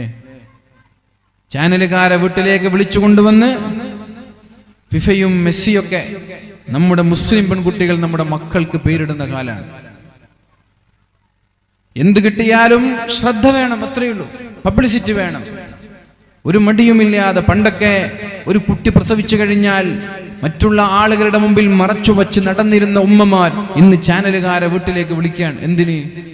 സെലിബ്രിറ്റികളായി, അല്ലെങ്കിൽ ഒരു പബ്ലിസിറ്റിക്ക് വേണ്ടിയിട്ട്. മെസ്സിയുടെ കട്ടൗട്ടിന്റെ താഴെ പോയിട്ട് മെസ്സി എന്ന് പേര് വിളിച്ചത് മുസ്ലിമീങ്ങളാണ്, വേറെ ആരുമല്ല. ഫിഫ എന്ന പേരിട്ടത് മുസ്ലിമീങ്ങളാണ്, വേറെ ആരുമില്ല. എന്നിട്ട് ആത്മാഭിമാനത്തോടെ ഒരു മടിയുമില്ലാതെ അതൊക്കെ വിളിച്ചു പറയാൻ ഒരു മടിയുമില്ലാത്ത ഒരു സമൂഹമായി നമ്മുടെ സമൂഹം മാറിപ്പോകുന്നുണ്ട്. എപ്പോഴാണ് ഇതൊക്കെ സംഭവിക്കാൻ തുടങ്ങിയത്? റസൂലുള്ളാഹി സ്വല്ലല്ലാഹു അലൈഹി വസല്ലം പറഞ്ഞു, പ്രിയപ്പെട്ടവരെ, അല്ലാഹുവിന്റെ ഹബീബായ നബി തങ്ങൾ പറയുന്നുണ്ട്, ഞാൻ നിങ്ങളിൽ ഭയക്കുന്നത് മൽ ഫഖറ അഖ്ശാ അലൈക്കും, നിങ്ങളൊക്കെ ദരിദ്രരാകുമോ എന്നല്ല ഞാൻ ഭയക്കുന്നത്, നിങ്ങളൊക്കെ പാവങ്ങളാകുമോ എന്നല്ല ഞാൻ ഭയക്കുന്നത്. പിന്നെ ഞാൻ ഭയക്കുന്നത് എന്താണ്? നിങ്ങൾ പാവപ്പെട്ടവരായി മാറുമോ എന്നല്ല ഞാൻ ഭയക്കുന്നത്. ഞാൻ ഭയക്കുന്നത് നിങ്ങളൊക്കെ മുതലാളിമാരായി മാറുമോ എന്നാണ്, നിങ്ങളൊക്കെ വലിയ പൈസക്കാരായി മാറുമോ എന്നതാണ് എന്റെ ഭയം. ആരാ പറയുന്നത്? പരിശുദ്ധ റസൂലുള്ളാഹ്. മൽ ഫഖറ അഖ്ശാ അലൈക്കും, എന്റെ സമൂഹം ഭാവിയിൽ ദരിദ്രരായി മാറുമോ എന്ന ഭയം എനിക്കില്ല, പട്ടിണി പാവങ്ങളാകുമോ എന്നുള്ള പേടി എനിക്കില്ല. വലാകിന്നി അഖ്ശാ അൻ തുബ്സത അലൈകുമുദ് ദുനിയാ, അല്ലാഹു തആല കുന്നുകൂടിയ സമ്പാദ്യം നിങ്ങൾക്ക് തരുമോ എന്നാണ് ഞാൻ ഭയക്കുന്നത്. അങ്ങനെ സമ്പാദ്യങ്ങൾ കുന്നുകൂടുമ്പോഴാണ് മക്കളുടെ ഓരോ മാസവും സെലിബ്രേറ്റ് ചെയ്യാൻ തുടങ്ങുന്നത്. ഓരോ മാസത്തിനും സെലിബ്രേഷൻ നിങ്ങൾ കണ്ടിട്ടുണ്ടാവും. 1-ാം മാസത്തിനൊരു സെലിബ്രേഷൻ, 2-ാം മാസത്തിനൊരു സെലിബ്രേഷൻ, 3-ാം മാസത്തിന്, 7-ാം മാസത്തിന്. വീട്ടിൽ വെറുതെ ഒരു കേക്ക് മുറിച്ചുള്ള സെലിബ്രേഷൻ അല്ല, സമ്പത്ത് ചെലവഴിച്ചിട്ടുള്ള സെലിബ്രേഷൻ. 10,000 പൊടിപിടിച്ചുള്ള സെലിബ്രേഷൻ ഓരോ മാസത്തിലും.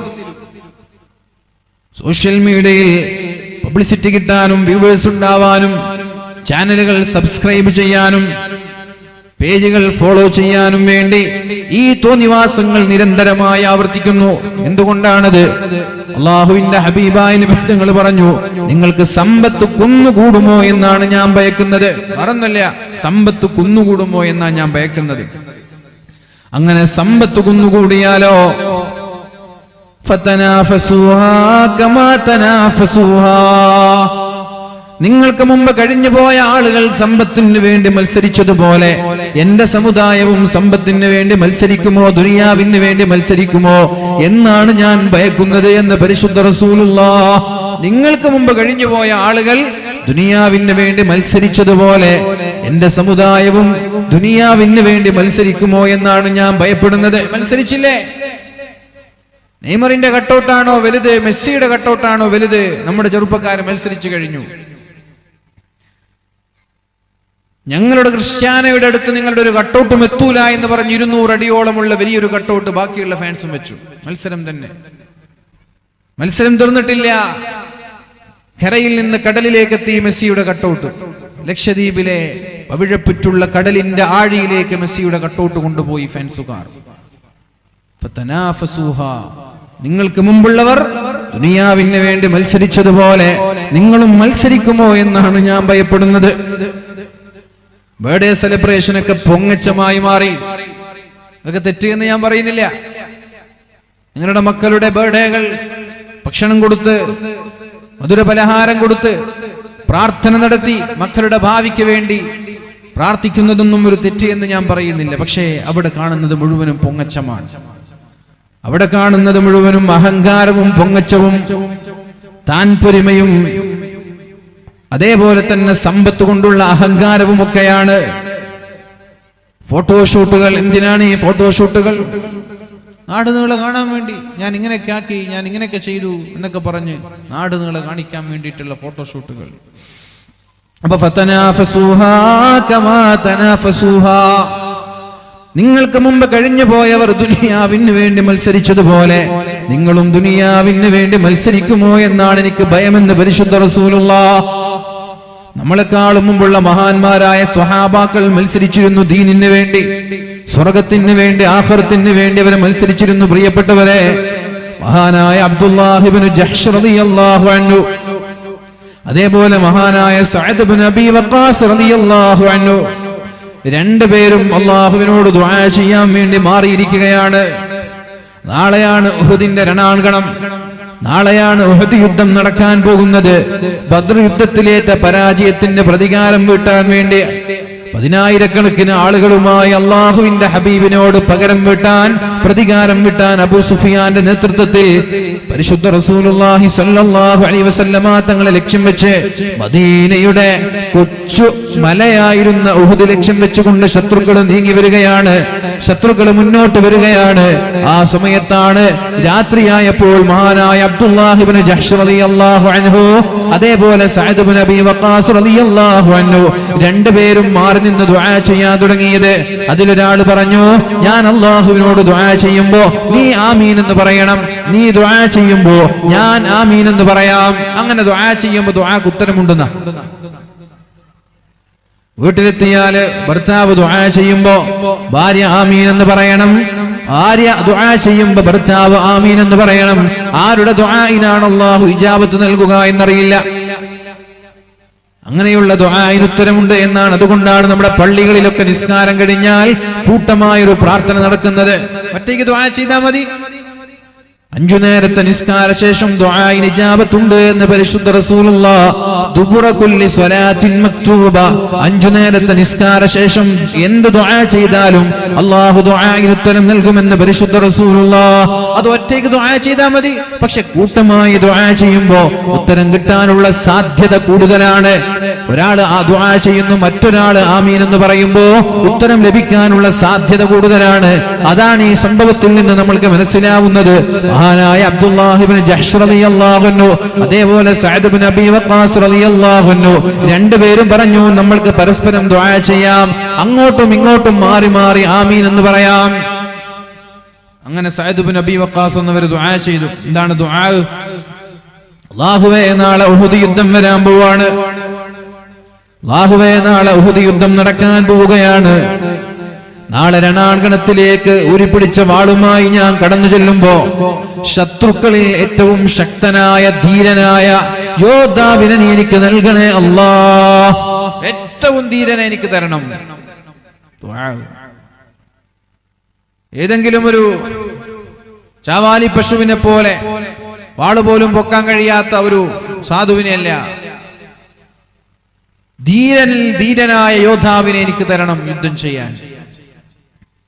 എന്നിട്ട് ഞാൻ അവനോട് യുദ്ധം ചെയ്യും, അയാൾ എന്നോടും യുദ്ധം ചെയ്യും. ധീരമായ ഘോരമായ വാശിയേറിയ യുദ്ധത്തിനൊടുവിൽ അയാളുടെ ശിരസ് വെട്ടി. നിന്റെ ദീനിന് വേണ്ടി ശത്രുവിനെ പരാജയപ്പെടുത്താൻ എനിക്ക് നീ തൗഫീഖ് നൽകണം, എനിക്ക് നീ അവസരം നൽകണേ അല്ലാഹ് എന്ന് അല്ലാഹുവിനോട് ദുആ ചെയ്തപ്പോ മഹാനായ അബ്ദുല്ലാഹ് ഇബ്നു ജഹ്ശ് റളിയല്ലാഹു അൻഹു മാറി നിന്നിങ്ങനെ ആമീൻ എന്ന് പറഞ്ഞു.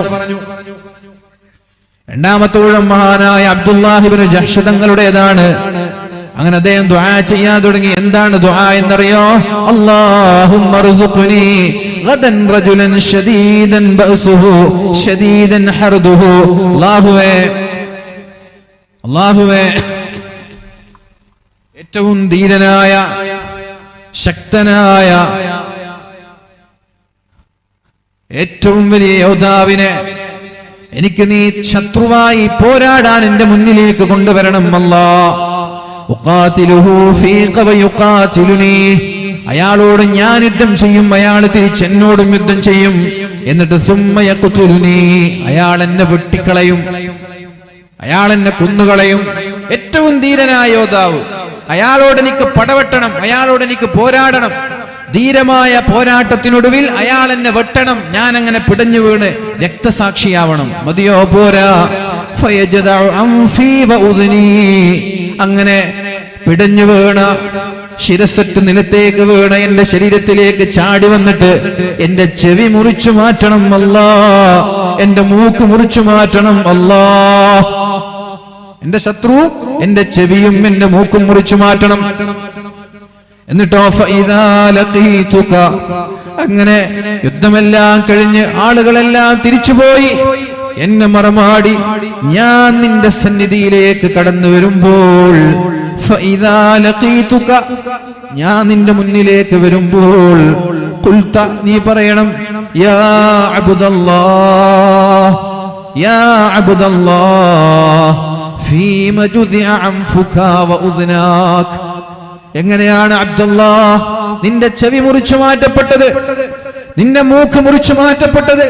എന്തു പറ്റി എന്ന് നീ എന്നോട് നാളെ മഹ്ശറാ ലോകത്ത് ചോദിക്കുമ്പോൾ ഫഅഖൂലു, ഞാൻ പറയും, റബ്ബേ ഫീക വഫീ റസൂലിക, നിനക്ക് വേണ്ടി യുദ്ധം ചെയ്ത് നഷ്ടപ്പെട്ടു പോയതാണ് എന്റെ ചെവിയും മൂക്കും.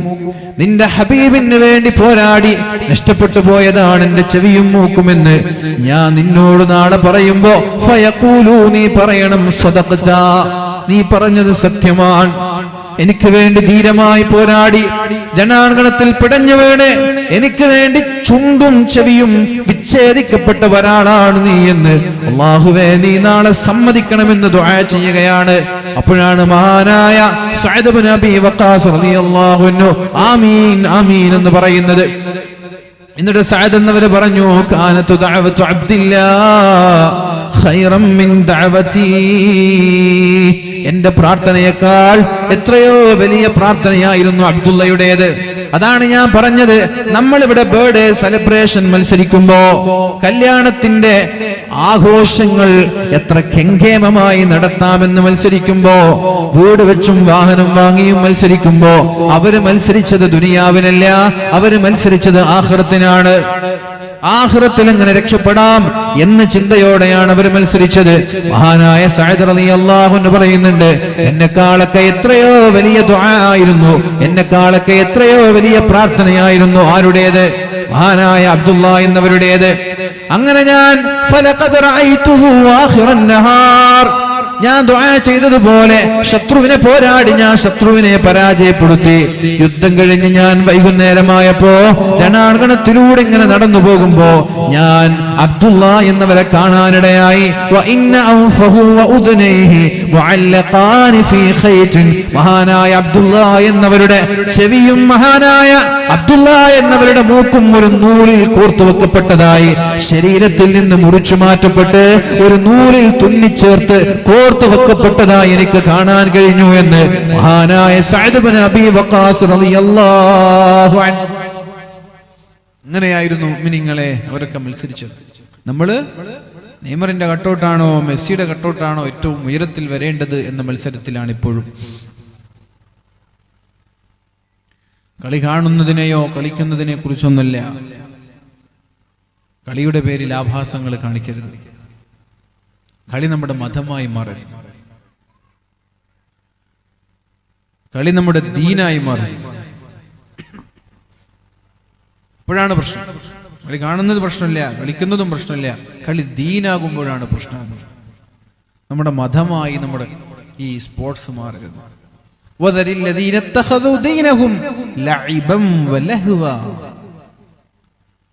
ചില ആളുകളുണ്ട് ഇത്തഖദു ദീനഹും, അവരുടെ മതം ലഇബൻ വലഹുവ, സ്പോർട്സ് ആണ്. കളിയും ചിരിയും തമാശയുമാണ് അവരുടെ മതം. അവരെ വിട്ടേക്ക് നബിയെ, അവരെ വിട്ടേക്ക്. അത്തരം ആളുകളെ ഞാൻ കൈകാര്യം ചെയ്തോളാം എന്നാണ് അല്ലാഹു പറയുന്നത്. ആവശ്യമില്ലാത്ത വാഗ്വാദങ്ങൾ, ആവശ്യമില്ലാത്ത തർക്കങ്ങൾ, ആർക്കോ വേണ്ടി, ഏതോ രാജ്യത്തുള്ളവർക്ക് വേണ്ടി. നിസ്കാരമുണ്ടോ? ഇല്ല. യസബ് ബാഖീഹ തു ബാഖീ നഹി. നിന്റെ നിസ്കാരം ബാക്കിയുണ്ട്, നിന്റെ നോമ്പ് ബാക്കിയുണ്ട്, നിന്റെ സകാത്ത് ബാക്കിയുണ്ട്, നിന്റെ നിർബന്ധമായും ചെയ്യേണ്ട ബാധ്യതകളൊക്കെ ബാക്കി വെച്ച് ആർക്കോ വേണ്ടി നിന്റെ വിലപ്പെട്ട സമയം തർക്കിച്ചും സംവാദം നടത്തിയും വാഗ്വാദം നടത്തിയും നീ ചെലവഴിക്കുകയാണ്. ഇതൊക്കെ കഴിയുമ്പോ നമ്മൾ ബാക്കിയുണ്ടാവില്ല. അതുകൊണ്ട് പ്രിയപ്പെട്ട ചെറുപ്പക്കാരെ, അല്ലാഹുവിന്റെ ദീനിനെ കുറിച്ചുള്ള ചിന്തകളിലേക്ക് നമ്മൾ കടന്നു വരണം. കളിയൊക്കെ കഴിഞ്ഞൊരു ജീവിതമുണ്ട് എന്ന് നമ്മൾ തിരിച്ചറിയണം. കളി മാത്രമല്ല ജീവിതം, അതിൻ്റെ അപ്പുറത്തേക്കൊരു ജീവിതമുണ്ട്. നമ്മളെക്കാളും മുമ്പ് ഉള്ള ആളുകൾ മത്സരിച്ചത് ഈ ദുനിയാവിന് വേണ്ടിയായിരുന്നില്ല, ആഖിറത്തിന് വേണ്ടിയായിരുന്നു എന്ന് നമ്മൾ തിരിച്ചറിയണം. ഇന്നൽ അബ്റാറ ലഫീ നഈം അലൽ അറായികി യൻറുൻ. സച്ചരിതരായ ആളുകൾക്ക് അല്ലാഹു നൽകാൻ പോകുന്നത് മനോഹരമായ സ്വർഗ്ഗമാണ്. മനോഹരമായ സിംഹാസനത്തിൽ ഇരുന്ന് ഇവരിങ്ങനെ നോക്കുന്ന, അലൽ അറായികി യൻറുൻ, മനോഹരമായ സിംഹാസനത്തിന്റെ മുകളിൽ അവരിരുന്നിങ്ങനെ നോക്കും. തഅരിഫു ഫീ വുജൂഹിഹിം നദ്റതൻ നഈം, അവരുടെ മുഖത്ത് സന്തോഷം കാണാൻ കഴിയും. മനോഹരമായ സ്വർഗത്തിൽ നിന്നുള്ള പാനീയങ്ങളാണ് അവർക്ക് കുടിക്കാൻ നൽകുന്നത്. വഫീ ദാലിക ഫല്യതനാഫസിൽ മുതനാഫിസൂൻ, ഈ വിഷയങ്ങളിലാണ് നിങ്ങൾ മത്സരിക്കേണ്ടത്. സ്വർഗം കിട്ടുന്ന വിഷയത്തിലാണ് മത്സരിക്കേണ്ടത്. ഇയാൾ 5 ലക്ഷം കൊടുത്താൽ ഞാൻ 6 ലക്ഷം തരാം. എന്തിന്? പള്ളിക്കും മദ്രസയ്ക്കും. ഇങ്ങനെയാ മത്സരിക്കേണ്ടത്. വഫീ ദാലിക ഫല്യതനാഫസിൽ മുതനാഫിസൂൻ, ഇത്തരം വിഷയങ്ങളിലാണ് മത്സരിക്കേണ്ടത് എന്ന് പ്രിയപ്പെട്ടവരെ പരിശുദ്ധ ഖുർആൻ നമ്മോട് പഠിപ്പിക്കുന്നു. നേരെ മറിച്ച് ദുനിയാവിന്റെ വിഷയങ്ങളിലാണ് നമ്മുടെ മത്സരമെങ്കിൽ വതുഹ്ലികകും കമാ അഹ്ലകതുഹും, എങ്ങനെയാണോ നമ്മളെക്കാളും മുമ്പുള്ളവർ നശിച്ചു പോയത്, അതേപോലെ എന്റെ സമുദായവും നശിച്ചു പോകുമെന്ന് പരിശുദ്ധ റസൂലുള്ളാഹ്. ദരിദ്രരായതുകൊണ്ടല്ല, സമ്പന്നരായതുകൊണ്ട് എന്റെ സമൂഹം നശിച്ചു പോകുമോ എന്നാ ഞാൻ ഭയക്കുന്നത് എന്നാണ് നബി സല്ലല്ലാഹു അലൈഹി വസല്ലം തങ്ങൾ ഈ സമൂഹത്തെ വാണിംഗ് നൽകിയത്. നിങ്ങൾ ദരിദ്രരായതുകൊണ്ട് ഒരു പ്രയാസവും നിങ്ങൾക്ക് വരാൻ പോകുന്നില്ല, പക്ഷെ സമ്പന്നരായാൽ അതിന്റെ പേരിൽ നിങ്ങൾ നശിച്ചു പോകുമോ എന്ന് ഞാൻ ഭയക്കുകയാണ്. അതുകൊണ്ട് സമ്പാദ്യങ്ങൾ ഒരിക്കലും പ്രിയപ്പെട്ടവരെ അന്യായങ്ങൾക്ക് വേണ്ടി, ദൂർത്തിന് വേണ്ടി, ഇസ്റാഫിന് വേണ്ടി, അമിതമായ ചെലവുകൾക്ക് വേണ്ടി ഉപയോഗിക്കാതെ ഹലാലായ രീതിയിൽ ചെലവഴിക്കാനാണ് നമ്മൾ പഠിക്കേണ്ടത്. അല്ലാഹു റബ്ബ് സുബ്ഹാനഹു വ തആല തൗഫീഖ് നൽകട്ടെ. അപ്പോൾ നമ്മൾ പറഞ്ഞു വരുന്നത്, എത്രയോ ആളുകൾ രോഗം കൊണ്ട് പ്രയാസപ്പെടുന്നവരുണ്ട്. ഇൻഷാ അല്ലാഹ് സദസ്സിലേക്ക് ബക്കറ്റ് വരും. ആ ബക്കറ്റ് വരുമ്പോ അവിടെ നിങ്ങൾ മത്സരിക്കുക. അയാളിട്ടതിനേക്കാളും വലുത് ഞാനിടും എന്ന ചിന്തയിൽ. റസൂലുള്ളാഹി സ്വല്ലല്ലാഹു അലൈഹി വസല്ലം പറയുന്നു,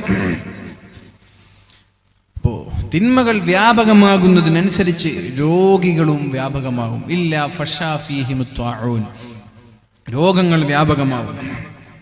വല്ലൗജാഉ അല്ലതി ലം തകുൻ മദത് ഫീ അസ്ലാഫിഹിം അല്ലദീന മദൗ, മുമ്പ് കഴിഞ്ഞു പോയ ഒരു സമുദായത്തിനും അല്ലാഹു നൽകാത്ത രോഗങ്ങൾ നൽകും.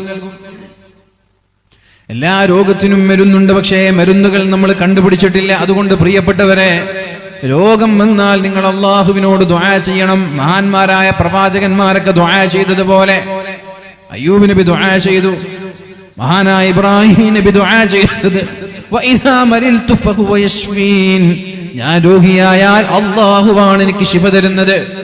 അതുകൊണ്ട് ഹോസ്പിറ്റലിലേക്ക് പോയാലും ദുആ മറക്കാൻ പാടില്ല. ഹോസ്പിറ്റലിലേക്ക് പോവാതെ വീട്ടിലിരുന്ന് ദുആ ചെയ്യാനും പാടില്ല. അതുകൊണ്ട് അതും കൂടി ശ്രദ്ധിക്കണം. ചില ആളുകൾ ഹോസ്പിറ്റലിൽ പോവാതെ വീട്ടിലിരുന്ന് ദുആ ചെയ്യും, അതും പാടില്ല. ദുആ ചെയ്യണം, ഹോസ്പിറ്റലിൽ പോകണം, മരുന്ന് വാങ്ങണം, എന്നിട്ട് അല്ലാഹുവിനോട് ദുആ ചെയ്യണം. ഹോസ്പിറ്റലിൽ പോവാതെ ദുആ ചെയ്യുകയും ചെയ്യരുത്. വെറും ഹോസ്പിറ്റലിൽ പോയി മരുന്ന് വാങ്ങിക്കുക മാത്രം ചെയ്യരുത്. അല്ലാഹുവിനോട് ദുആ ചെയ്യണം. കാരണം അല്ലാഹുവാണ് രോഗം തരുന്നതും അല്ലാഹുവാണ് ശിഫ തരുന്നതും. അതുകൊണ്ട് ആ റബ്ബിനോട് നമ്മൾ ശിഫ ചോദിക്കണം. അല്ലാഹുവിന് സെക്കൻഡുകൾ മതി. എത്ര വലിയ അസുഖങ്ങളാണെങ്കിലും ആ അസുഖത്തിന് ശിഫ നൽകാൻ അല്ലാഹുവിന് സെക്കൻഡുകൾ മതി. അതുകൊണ്ട് അല്ലാഹുവിലുള്ള പ്രതീക്ഷകൾ നമ്മൾ കൈവിടാൻ പാടില്ല. അല്ലാഹുവിലുള്ള പ്രതീക്ഷ ഒരിക്കലും നഷ്ടപ്പെടാൻ പാടില്ല. മഹാനായ അബ്ദുല്ലാഹി ഇബ്നു അബ്ബാസ് റളിയല്ലാഹു അൻഹു പറയുന്നുണ്ട്, അനിൻ നബി സല്ലല്ലാഹു അലൈഹി വസല്ലം ഇദാ ലഹറ സിനാ, സിന വ്യഭിചാരം, ഇദാ ലഹറ സിനാ വ്യഭിചാരം വ്യാപകമായാൽ, വദ്ദിബ പലിശ, ഫി ഖറിയ ഒരു ഗ്രാമത്തിൽ, ഒരു നാട്ടിൽ. അഥവാ പലിശ എന്ന് പറയുമ്പോൾ നമ്മുടെ നാട്ടിലൊക്കെ ചില ആളുകൾ പക്ക ബ്ലൈഡ് ആയിട്ടുള്ള പലിശകൾ നടത്തുന്നുണ്ട് എന്നാണ് അറിയാൻ കഴിയുന്നത്.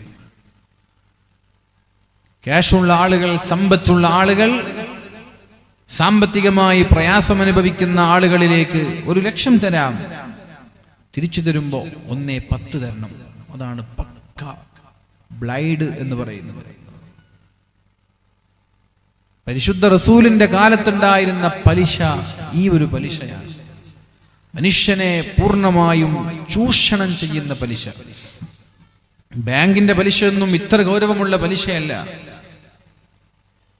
ബാങ്കിന്റെ ഇടപാട് ആർക്കൊക്കെ വിട്ടുനിൽക്കാൻ പറ്റുമോ അവരൊക്കെ വിട്ടുനിൽക്കുക, അതാണ് ഖൈർ.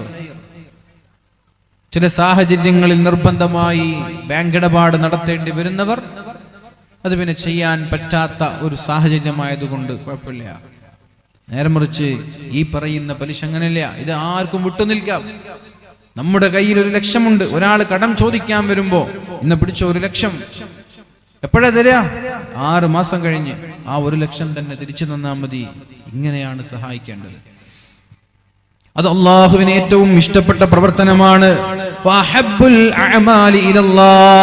അല്ലാഹുവിന് ഏറ്റവും ഇഷ്ടപ്പെട്ട അമൽ എന്ന് പറയുന്നത് കടം കൊണ്ട് പ്രയാസപ്പെടുന്നവന് കടം കൊടുക്കൽ അല്ലാഹുവിന് വലിയ ഇഷ്ടമാണ്. കടം കൊണ്ട് പ്രയാസപ്പെടുന്നവന് കടം കൊടുക്കൽ അല്ലാഹുവിന് വലിയ ഇഷ്ടപ്പെട്ട പ്രവർത്തനമാണെന്ന്. ഒരു മനുഷ്യന്റെ കടം വീട്ടിക്കൊടുക്കുന്നത് അല്ലാഹുവിന് ഏറ്റവും ഇഷ്ടപ്പെട്ട അമലാണെന്ന് പരിശുദ്ധ റസൂലുള്ളാഹി സല്ലല്ലാഹു അലൈഹി വസല്ലം. നേരെ മറിച്ച് നമ്മൾ എന്താ ചെയ്യുന്നത്? അല്ലാഹു നമ്മൾക്ക് തന്ന സമ്പാദ്യത്തെ പാവങ്ങളെ ചൂഷണം ചെയ്യാനാ ഉപയോഗിക്കുന്നത്. 1,00,000 ഉണ്ട്, അടുത്ത മാസം തിരിച്ചു തരുമ്പോ 1,05,000 തരണം. ഈ രീതിയിലുള്ള പലിശകൾ നാട്ടിൽ വ്യാപകമായാൽ, ഇദാ ലഹറ സിന വ്യഭിചാരം വ്യാപകമായാൽ, അഥവാ നാട്ടിൽ പച്ചയായി വ്യഭിചാരം നടക്കുന്നുണ്ട് എന്ന് എല്ലാവർക്കും അറിയാം. എല്ലാവരും കണ്ണു ചിമ്മാൻ. എല്ലാവർക്കും അറിയാം നാട്ടിൽ പച്ചയായ വ്യഭിചാരം നടക്കുന്നുണ്ട് എന്ന്. കണ്ടാലും അതിനെ പ്രതികരിക്കാതെ കണ്ണു ചിമ്മി നടക്കുകയാണ്. കുഴപ്പമില്ല, കാലം അങ്ങനല്ലേ, കാലം മാറിയില്ലേ എന്ന് ചിന്തിച്ചിങ്ങനെ മിണ്ടാണ്ടിരിക്കാൻ. ഇദാ ലഹറ സിന, അങ്ങനെ തിന്മകൾ വ്യഭിചാരം വ്യാപകമായാൽ, വദ്ദിബ പലിശയും വ്യാപകമായാൽ, ഫഖദ അഹല്ലു ബിഅൻഫുസിഹിം അദാബല്ലാഹ്, ആ നാട്ടിലേക്ക് അല്ലാഹുവിന്റെ ശിക്ഷ ഏത് സമയത്തും ഇറങ്ങാമെന്ന് പരിശുദ്ധ റസൂലുള്ളാഹി. ഈ 2 കാര്യം ഒരു നാട്ടിൽ സർവ്വസാധാരണയായാൽ, പലിശയും വ്യഭിചാരവും ഒരു നാട്ടിൽ ലാഘവത്തോടെ കാണാൻ തുടങ്ങിയാൽ, അതിന്റെ ഗൗരവം നഷ്ടപ്പെട്ടാൽ, അതിന്റെ പേടി നഷ്ടപ്പെട്ടാൽ, അതൊക്കെ നിസ്സാരമായ ആളുകൾ കാണാൻ തുടങ്ങിയാൽ, അല്ലാഹുവിന്റെ ഹബീബ് പറയാണ്, ആ നാട്ടിലേക്ക് ഏത് സമയത്തും അല്ലാഹുവിന്റെ ശിക്ഷ ഇറങ്ങാൻ സാധ്യതയുണ്ട്. ഒരുങ്ങി നിന്നോളൂ എന്നാണ് അല്ലാഹു പറയുന്നത്. ഫഖദ അഹല്ലു ബിഅൻഫുസിഹിം അദാബല്ലാഹ്, അല്ലാഹുവിന്റെ ശിക്ഷ ഏത് സമയത്തും ആ നാട്ടിലേക്ക് ഇറങ്ങാം. അല്ലാഹു നമ്മളെ രക്ഷപ്പെടുത്തട്ടെ. അല്ലാഹു നമ്മുടെ പാപങ്ങളൊക്കെ പുറത്തു തരട്ടെ. അല്ലാഹു ചെയ്തു പോയ സർവ്വ പാപങ്ങളും പുറത്തു തന്ന് ശിഷ്ടകാലം തെറ്റു ചെയ്യാതെ ജീവിക്കാൻ അല്ലാഹു തൗഫീഖ് നൽകട്ടെ. സൂറത്തുൽ അൻകബൂത്തിലെ 40-ാമത്തെ ആയത്തിൽ അല്ലാഹു പറയുന്നത് ഫകുല്ലൻ അഖദ്നാ ബിദംബി ഫകുല്ലൻ അഖദ്നാ ബിദംബി, എല്ലാരെയും ഞാൻ അവർ ചെയ്ത തെറ്റുകാരണത്താൽ ശിക്ഷിച്ചിട്ടുണ്ട്.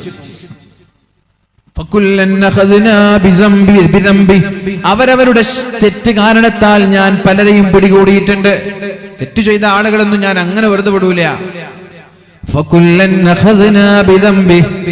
എല്ലാവരെയും അവരവരുടെ തെറ്റുകൾ കാരണത്താൽ ഞാൻ പിടികൂടിയിട്ടുണ്ട്.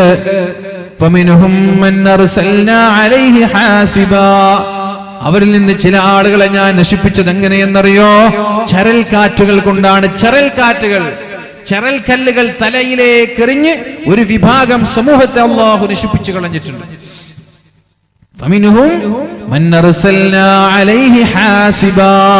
ചരൽ കല്ലുകൾ ആകാശത്ത് നിന്ന് ഭൂമിയിലേക്ക് ചരൽ കല്ലുകൾ എറിഞ്ഞ ഒരു സമുദായത്തെ അല്ലാഹു നശിപ്പിച്ചിട്ടുണ്ട്. ചില ആളുകളെ ഘോര ശബ്ദം കൊണ്ട്, അട്ടഹാസം കൊണ്ട്, ഇടിനാദം കൊണ്ട് ചില സമൂഹത്തെ ഞാൻ ശിക്ഷിച്ചിട്ടുണ്ട്. ചില ആളുകളെ ജീവനോടെ ഭൂമി വിഴുങ്ങിക്കളഞ്ഞുകൊണ്ടും ശിക്ഷിച്ചിട്ടുണ്ട്. ചില ആളുകളെ ഭൂമി മുക്കിക്കളഞ്ഞിട്ടുണ്ട്. എന്നിട്ട് അല്ലാഹു പറയാണ്, ഇതൊക്കെ പറയുമ്പോ അല്ലാഹുവിനൊരു ക്രൂരനായിട്ട് നിങ്ങൾക്ക് തോന്നും. ചരൽ കല്ലുകൾ കൊണ്ട് നശിപ്പിക്കുക, അട്ടഹാസം കൊണ്ട് നശിപ്പിക്കുക, ജീവനോടെ വിഴുങ്ങിക്കളയ, വെള്ളത്തിലിട്ട് മുക്കിക്കൊല്ലുക. പടച്ചോനൊരു ക്രിമിനലാണോ, ഒരു ക്വാലിറ്റി ഉള്ള ആളാണോ എന്നൊക്കെ നിങ്ങൾക്ക് തോന്നും. അല്ലാഹു പറയാണ്, നിങ്ങളെ ഇതൊന്നും ഞാൻ അവരെ ശിക്ഷിച്ചതല്ലട്ടോ, ഇത് ഞാൻ അവരോട് അക്രമം കാണിച്ചതല്ലട്ടോ. അക്രമത്തെ അവർ ചോദിച്ചു വാങ്ങിയതാണ്. ഞാൻ അവരെ ശിക്ഷിച്ചതല്ല, ഞാൻ അവരെ ആക്രമിച്ചതല്ല, ഞാൻ അവരോട് അക്രമം കാണിച്ചതുമല്ല. അവരവരുടെ ശരീരത്തോട് അതിക്രമം കാണിച്ചതാണ്, അവർ അക്രമത്തെ ചോദിച്ചു വാങ്ങിയതാണ്. അഥവാ അല്ലാഹു തആലയാണ് ഒരു മനുഷ്യനെ സൃഷ്ടിക്കുന്നത്. അല്ലാഹുവാണ് ഒരു മനുഷ്യനെ സൃഷ്ടിക്കുന്നത്. അപ്പൊ അല്ലാഹുവിന് വോയിസ് ഉണ്ട്, നീ എന്ത് ചെയ്യണം എന്ത് ചെയ്യരുത് എന്ന് പറയാൻ. നമ്മൾക്ക് നമ്മുടെ മക്കളോട് എന്ത് ചെയ്യണം എന്ത് ചെയ്യരുത് എന്ന് പറയാനുള്ള വോയിസ് ഉള്ളത് പോലെ അല്ലാഹുവിന് നമ്മളോടും എന്ത് ചെയ്യണം എന്ത് ചെയ്യരുത് എന്ന് പറയാനുള്ള വോയിസ് ഉണ്ട്. നമ്മൾ പറഞ്ഞത് മക്കൾ കേട്ടില്ലെങ്കിൽ നമ്മൾ അടിക്കാറുണ്ട്, ദേഷ്യപ്പെടാറുണ്ട്, ചീത്ത പറയാറുണ്ട്, ശിക്ഷിക്കാറുണ്ട്. അതേപോലെ അടിമകളെ ശിക്ഷിക്കാനുള്ള എല്ലാവിധ അധികാരവും അല്ലാഹുവിന്റെ കയ്യിലുണ്ട്. അപ്പൊ അല്ലാഹു ഉണർത്തിക്കൊണ്ടേയിരിക്കും, ഇടയ്ക്കിടെ ഉണർത്തും. അങ്ങനെ ചെയ്യരുതേ, അങ്ങനെ ചെയ്യരുതേ. ഇപ്പൊ നമ്മള് മക്കള് പരീക്ഷയുടെ സമയമായാൽ കളിക്കുന്നത് കാണുമ്പോ പാരന്റ്സ് പറയും, കളിക്കരുത് കേട്ടോ, പഠിക്കണേ, പരീക്ഷയാണ്, SSLC ആണ്. വീണ്ടും വീണ്ടും വീണ്ടും വീണ്ടും വാണിംഗ് നൽകും. തോറ്റുപോയാലോ എന്താ നമ്മൾ പറയാ? ഞാൻ നിന്നോട് അപ്പൊ തന്നെ പറഞ്ഞതല്ലേ പഠിക്കണമെന്ന്, ഇപ്പൊ കണ്ടില്ലേ നീ തോറ്റത്. അഥവാ നീ ഈ തോൽവി ചോദിച്ചു വാങ്ങിയതാണ്, ഈ തോൽവി നീ ചോദിച്ചു വാങ്ങിയതാണ്. നിന്നെ അധ്യാപകർ പരാജയപ്പെടുത്തിയതല്ല, നിന്നെ ടീച്ചേഴ്സ് പരാജയപ്പെടുത്തിയതല്ല, നീ തോൽവി ചോദിച്ചു വാങ്ങിയതാണ്. അതേപോലെ ഈ സമൂഹത്തേക്ക് അല്ലാഹു നശിപ്പിച്ചതല്ല, അവർ ആ തോൽവിയെ, ആ പരാജയത്തെ, ആ ശിക്ഷയെ അവർ ചോദിച്ചു വാങ്ങിയതാണ്. എങ്ങനെ? നിരന്തരമായി അല്ലാഹുവിനെ ധിക്കരിച്ചും വെല്ലുവിളിച്ചും നിഷേധിച്ചും അഹങ്കരിച്ചും ജീവിച്ചപ്പോ അല്ലാഹു അവരെ ശിക്ഷിച്ചു. ആ ശിക്ഷ അവർ അല്ലാഹുവിനോട് ചോദിച്ചു വാങ്ങിയതാണ്. അതുകൊണ്ട് നമ്മൾക്ക് രോഗം വരിക, നമ്മൾക്ക് ശിക്ഷ കിട്ടുക എന്നൊക്കെ പറഞ്ഞാൽ നമ്മൾ തന്നെ ചെയ്യുന്ന തെറ്റ് കാരണത്താൽ നമ്മൾ തന്നെ ചോദിച്ചു വാങ്ങലാണ് എന്ന് നമ്മൾ മനസ്സിലാക്കുക. അപ്പൊ രണ്ടാമത് അല്ലാഹു ഭൗതികമായ ഈ ലോകത്ത് തെറ്റ് ചെയ്യുമ്പോൾ നമ്മൾക്ക് നൽകാൻ പോകുന്നത് ശിക്ഷയാണ്. ആ ശിക്ഷ ഒരുപക്ഷെ രോഗമായിരിക്കാം, ഒരുപക്ഷെ സാമ്പത്തിക പ്രയാസമായിരിക്കാം, ഒരുപക്ഷെ വിലക്കയറ്റമായിരിക്കാം, ഒരുപക്ഷെ അധികാരികളുടെ അക്രമമായിരിക്കാം, എന്തുമായിരിക്കാം. അല്ലാഹു ഭൂമിയിൽ ശിക്ഷ നൽകും. ഒന്നാമത്തേത് എന്താണ്? നമ്മുടെ ഹൃദയം കറുത്തുപോകും, നന്മയും തിന്മയും തിരിച്ചറിയാൻ പറ്റാത്തൊരു സാഹചര്യം ഉണ്ടാവും. മൂന്നാമത്തേത് അല്ലാഹു തആല സൂറത്തുൻ നഹ്ലിൽ പറയാണ്, وَضَرَبَ اللَّهُ مَثَلًا قَرْيَةً كَانَتْ آمِنَةً مُطْمَئِنَّةً يَأْتِيهَا رِزْقُهَا رَغَدًا مِنْ كُلِّ مَكَانٍ فَكَفَرَتْ بِأَنْعُمِ اللَّهِ فأذاقها الله لباس الجوع والخوف بما كانوا يصنعون. സൂറത്തു നഹ്ലിലെ 112-ാമത്തെ ആയത്ത്. ഒരു രാജ്യത്തെ അല്ലാഹു ഒരു ഉദാഹരണമായി നമ്മളോട് പറഞ്ഞു തരാണ്. എന്തായിരുന്നു ആ രാജ്യത്തിന്റെ പ്രത്യേകത? കാനത്ത് ആമിന, നല്ല സുരക്ഷിതത്വമുള്ള ഒരു നാട്. മുത്മഇന്ന, സമാധാനമുള്ള നാട്. യഅ്തിഹാ റിസ്ഖുഹാ, എല്ലാ ഭാഗത്തു നിന്നും അവർക്ക് ഭക്ഷണം വരാറുണ്ടായിരുന്നു. എല്ലാ ഭാഗത്തു നിന്നും സമൃദ്ധമായ ഭക്ഷണം അവർക്ക് കിട്ടാറുണ്ടായിരുന്നു. മിൻ കുല്ലി മക്കാൻ, ഒരു മടിയില്ലാതെ, ഒരു ക്ഷീണമില്ലാതെ, ഒരു പ്രയാസമില്ലാതെ സാമ്പത്തികമായി അള്ളാഹു അഭിവൃദ്ധി നൽകിയ നാട്. അവിടെ ആഭ്യന്തര പ്രശ്നങ്ങളില്ല, കലാപങ്ങളില്ല, പ്രശ്നങ്ങളൊന്നുമില്ല. സമാധാനത്തോടെ സുരക്ഷിതരായി 3-4 നേരം നല്ല വയറ് നിറയെ മൂക്കറ്റം വരെ ഭക്ഷണം കഴിച്ചിരുന്ന ഒരു നാട്. അങ്ങനെ ഒരു നാട്. ഫകഫറതു ബിഅൻഉമില്ലാഹ്, അവർ അല്ലാഹുവിനെ മറക്കാൻ തുടങ്ങി. അല്ലാഹുവിനെ നിഷേധിക്കാൻ തുടങ്ങി. ഫഅദാഖഹല്ലാഹു ലിബാസൽ ജൂഇ വൽ ഖൗഫി, ഉടനെ തന്നെ അല്ലാഹു റബ്ബ് സുബ്ഹാനഹു വ തആല വേദനയുടെയും പേടിയുടെയും എല്ലാവിധ പരീക്ഷണങ്ങളും അവർക്ക് നൽകി. ഫഅദാഖഹല്ലാഹു ലിബാസൽ ജൂഇ വൽ ഖൗഫി, പേടി, വേദന, പട്ടിണി എല്ലാം നൽകി അല്ലാഹു അവരെ പരീക്ഷിച്ചു. എന്തിന്? ബിമാ കാനു യസ്നഊൻ, അല്ലാഹുവിനെ അവർ മറക്കാൻ തുടങ്ങുമ്പോൾ. അത് നമ്മളൊക്കെ അവസ്ഥ ചിന്തിച്ചു നോക്ക്. എത്രയൊക്കെ സാമ്പത്തിക അഭിവൃദ്ധി അള്ളാഹു നമ്മൾക്ക് നൽകി. നല്ല വീട്, നല്ല വാഹനം, സേഫായിട്ടുള്ള സുരക്ഷിതമായ ജീവിതം. മറ്റുള്ള സംസ്ഥാനങ്ങളെ കുറിച്ച് നമ്മൾ പഠിച്ചു നോക്കുമ്പോൾ നമ്മുടെ സംസ്ഥാനം എത്ര മനോഹരമാണ്, കേരളം എത്ര മനോഹരമാണ്. നമ്മൾക്ക് എന്ത് പ്രശ്നം വന്നാലും ഒന്നിച്ചു നിന്ന് ശബ്ദിക്കാനും അതിനെ തടയാനുമുള്ള സംഘടിത ശക്തിയുണ്ട്. രാഷ്ട്രീയ സംഘടന മേഖലകളിൽ നമ്മൾക്ക് പ്രവർത്തിക്കാനുള്ള ഒരു പ്ലാറ്റ്ഫോം ഇവിടെയുണ്ട്. എല്ലാം നമ്മൾക്ക് അനുകൂലമാണ്. എന്നിട്ടും നമ്മൾ അള്ളാഹുവിനെ മറന്നാൽ അള്ളാഹു ആ നാട്ടിലേക്കുള്ള നിഅമത്തുകളെ തിരിച്ചു വിളിക്കുന്ന, അള്ളാഹു പ്രയാസങ്ങൾ നൽകുന്ന. അള്ളാഹു നമ്മളെ രക്ഷപ്പെടുത്തട്ടെ, അള്ളാഹു നമ്മളെ രക്ഷപ്പെടുത്തട്ടെ. നിങ്ങളെ അതുകൊണ്ട് നിഅമത്തുകൾ അള്ളാഹു നമ്മൾക്ക് തരുമ്പോ നന്ദി കേട് കാണിക്കാതെ അള്ളാഹുവിനെ നന്ദി ചെയ്യുന്നവരായി നമ്മൾ മാറണം.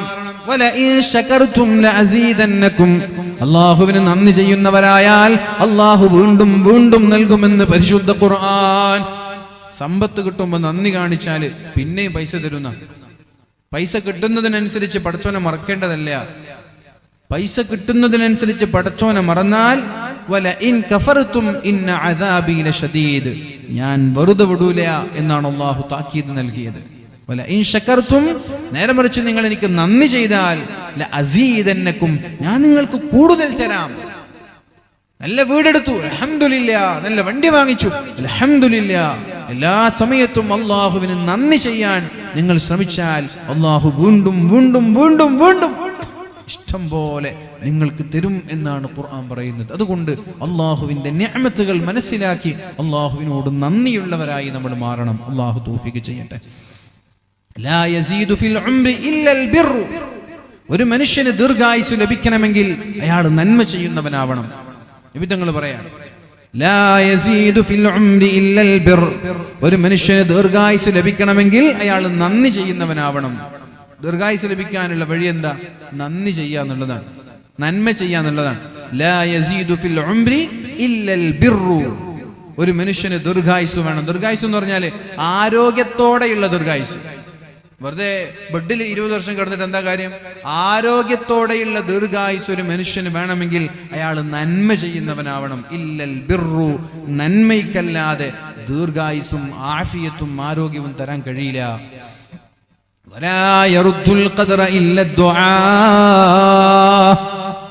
അള്ളാഹുവിന്റെ ഖളാഇനെ പ്രാർത്ഥനയ്ക്കല്ലാതെ തടുക്കാൻ കഴിയില്ല. അള്ളാഹുവിന്റെ ഖളാഇനെ, അള്ളാഹുവിന്റെ തീരുമാനത്തെ പ്രാർത്ഥനയ്ക്കല്ലാതെ തടുക്കാൻ കഴിയില്ല.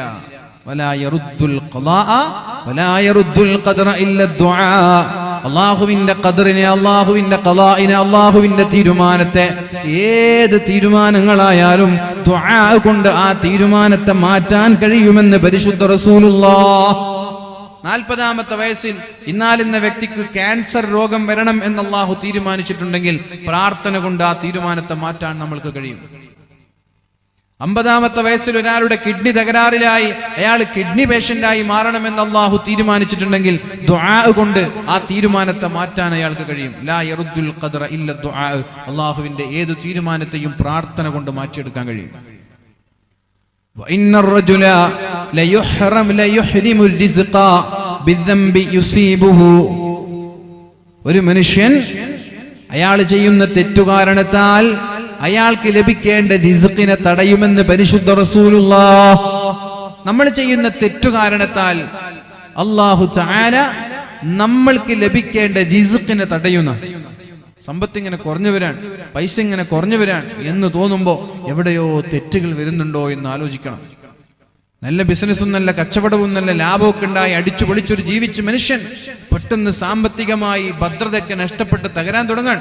അപ്പൊ ചിന്തിക്കണം, എവിടെയോ എനിക്ക് ഫാൾട്ട് സംഭവിച്ചിട്ടുണ്ട്, എവിടെയോ ഞാൻ ദൂർത്തടിച്ചിട്ടുണ്ട്, എവിടെയോ പടച്ചോനെ ഞാൻ വെല്ലുവിളിച്ചിട്ടുണ്ട്. ഒരു മനുഷ്യൻ ചെയ്യുന്ന തെറ്റുകാരണത്താൽ അല്ലാഹു അയാൾക്ക് നൽകേണ്ട റിസ്ഖിനെ തടയുമെന്ന് പരിശുദ്ധ റസൂലുള്ളാഹി സ്വല്ലല്ലാഹു അലൈഹി വസല്ലം.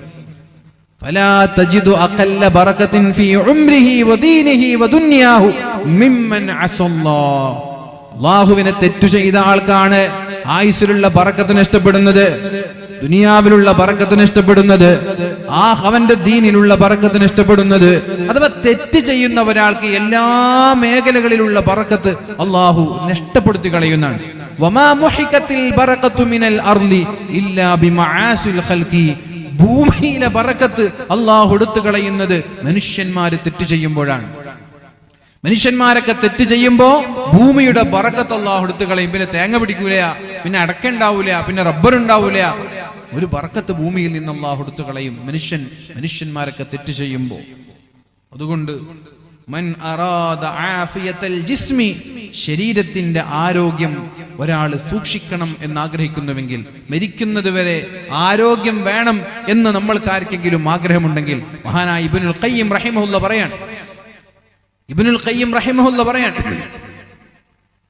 പഴയകാല വൈദ്യശാസ്ത്രത്തിലെ മുൻഗാമികളായ ആളുകൾ പറഞ്ഞ ഒരു വേർഡ് ഉണ്ട്, ഒരു വാക്കുണ്ട്, മൻ അറാദ ആഫിയത്തൽ ജിസ്മി, മരിക്കുന്നത് വരെ ആരോഗ്യം വേണം എന്ന് നിങ്ങൾക്ക് ആഗ്രഹമുണ്ടെങ്കിൽ വെള്ളവും ഭക്ഷണവും കുറക്കണം. നമ്മുടെ പെണ്ണുങ്ങൾ എന്താ വിചാരിച്ചത്? നല്ലോണം തിന്നാൽ നല്ലോണം ആരോഗ്യം ഉണ്ടാവുന്ന അല്ലേ? നിങ്ങൾക്ക് ഉമ്മമാര്, നിങ്ങളൊക്കെ ഭാര്യമാർ അങ്ങനല്ലേ മക്കളെ തീറ്റുന്നത്? തിന്നുന്നില്ല എന്ന ഒരൊറ്റ പരാതി. അവര് വിചാരിക്കുന്നത് തിന്നുന്നതിനനുസരിച്ച് മക്കൾ വലിയ ശക്തിമാനായി മാറുന്ന. എത്രത്തോളം തീറ്റ കുറയുമോ അത്രത്തോളം മക്കൾക്ക് ആരോഗ്യം ഉണ്ടാവും. എത്രത്തോളം തീറ്റ കൂടുന്നുവോ അത്രത്തോളം ഈ കുട്ടി ഒരു മന്ദബുദ്ധിയായി, ഈ കുട്ടി ഒന്നിനും കൊള്ളാത്ത ഒരു ഇംഗ്ലീഷ് കോഴിക്കുഞ്ഞിയെ പോലെ മാറും. നമ്മുടെ ഉമ്മമാരും നമ്മുടെ വീട്ടിലുള്ള ഭാര്യമാരൊക്കെ നമ്മുടെ മക്കളോട് പറയുന്നതാണ്, തീരെ തിന്നുന്നില്ല. ഒരു പത്തിരി തിന്നിട്ടുണ്ടാകും. ഒരു കുട്ടിയെ സംബന്ധിച്ചിടത്തോളം ഒരു പത്തിരി ധാരാളം, ഒരു കടുമ്പ് ധാരാളം, ഒരു ദോശ ധാരാളം, ഒരു പൂരി ധാരാളമാണ് ഒരു കുട്ടിയെ സംബന്ധിച്ചിടത്തോളം. ഈ കുട്ടിയാണ് തിന്നുന്നില്ല എന്നൊക്കെ പറഞ്ഞ് വീണ്ടും വീണ്ടും തീറ്റിച്ച് കുട്ടികളെ രോഗികളാക്കി മാറ്റുന്ന ഉമ്മമാർ. അതുകൊണ്ട് ഉമ്മമാരെ ശ്രദ്ധിച്ചോ. സ്നേഹം കൊണ്ട് തീറ്റയ്ക്കല്ല വേണ്ടത്. സ്നേഹമുള്ള ഉമ്മമാർ തീറ്റയിൽ നിന്ന് മക്കളെ കുറപ്പിക്കുകയാണ് വേണ്ടത്, തീറ്റയിൽ നിന്ന് അകറ്റി നിർത്തുകയാണ് വേണ്ടത്. മൻ അറാദ ആഫിയത്തൽ ജിസ്മി, ശരീരത്തിന്റെ ആരോഗ്യം ഒരാൾ ആഗ്രഹിക്കുന്നുവെങ്കിൽ അയാൾ ഭക്ഷണം കുറക്കണം, ശറാബ വെള്ളവും കുറക്കണം, എല്ലാം ആവശ്യത്തിന്. കുലു വശ്റബു വലാ തുസ്രിബു, കുടിക്കണം തിന്നണം, അമിതം വേണ്ട. ഇനി മനസ്സിന്റെ ആരോഗ്യം, ശരീരത്തിനൊക്കെ ആരോഗ്യമുണ്ട്, മനസ്സിനൊരു സമാധാനമില്ല. അങ്ങനെ ഉണ്ടാകും ചില ആളുകൾ. സമാധാനം ഉസ്താദ് എന്താ ചെയ്യേണ്ടത്? ഹൃദയത്തിന്റെ ആഫിയത്ത്, ഹൃദയത്തിന്റെ ആരോഗ്യമാണ് ഒരാൾ ആഗ്രഹിക്കുന്നതെങ്കിൽ തെറ്റുകളിൽ നിന്ന് അയാൾ മാറി നിൽക്കണമെന്ന് മഹാനായ ഇബ്നുൽ ഖയ്യിം റഹിമഹുല്ലാഹ് നമ്മോട് പഠിപ്പിക്കുകയാണ്. അതുകൊണ്ട് പ്രിയപ്പെട്ടവരെ, നമ്മൾ നമ്മുടെ ശരീരത്തിന് രോഗങ്ങൾ നമ്മളായിട്ട് വിളിച്ചു വരുത്തുകയാണ്. അമിതമായ ഭക്ഷണത്തിലൂടെ, നിയന്ത്രണമില്ലാത്ത ഭക്ഷണത്തിലൂടെ എന്ത് തിന്നണം, എങ്ങനെ തിന്നണം, എപ്പോ തിന്നണം, എത്ര തിന്നണം എന്നറിയാതെ ഇങ്ങനെ തിന്നെ, കണ്ടതൊക്കെ തിന്നെ. ഒരാൾ ഭക്ഷണം കഴിക്കാൻ, ഒരു പ്ലേറ്റിൽ നിന്ന് ഭക്ഷണം കഴിക്കാൻ, അങ്ങനെ ഭക്ഷണം കഴിക്കുമ്പോൾ അയാളുടെ വയറ് നിറഞ്ഞു. കല്യാണ വീടാണെന്ന് സങ്കല്പിക്കുക. വയറ് നിറഞ്ഞു. ഒരു പകുതി ഭക്ഷണം അവിടെ ബാക്കിയുണ്ട്. 2 ഓപ്ഷനാണ് അവിടെ ഉള്ളത്. ഒന്നുകിൽ അയാൾ വയറ് നിറഞ്ഞപ്പോൾ എണീറ്റിട്ട് പോവാം, അല്ലെങ്കിൽ ആ എടുത്ത ഭക്ഷണം മുഴുവനും തിന്നു തീർക്കാം. നിങ്ങളോട് ഏതാണ് ചെയ്യേണ്ടതെന്ന് വെച്ചാൽ നിങ്ങൾ പറയും ആ ഭക്ഷണം മുഴുവനും തീർത്തിട്ട് എണീക്കാൻ പാടുള്ളൂ. പക്ഷെ അങ്ങനെയല്ല. അയാളുടെ വയറ് നിറഞ്ഞാൽ അയാൾ എണീറ്റിട്ട് പോകണം.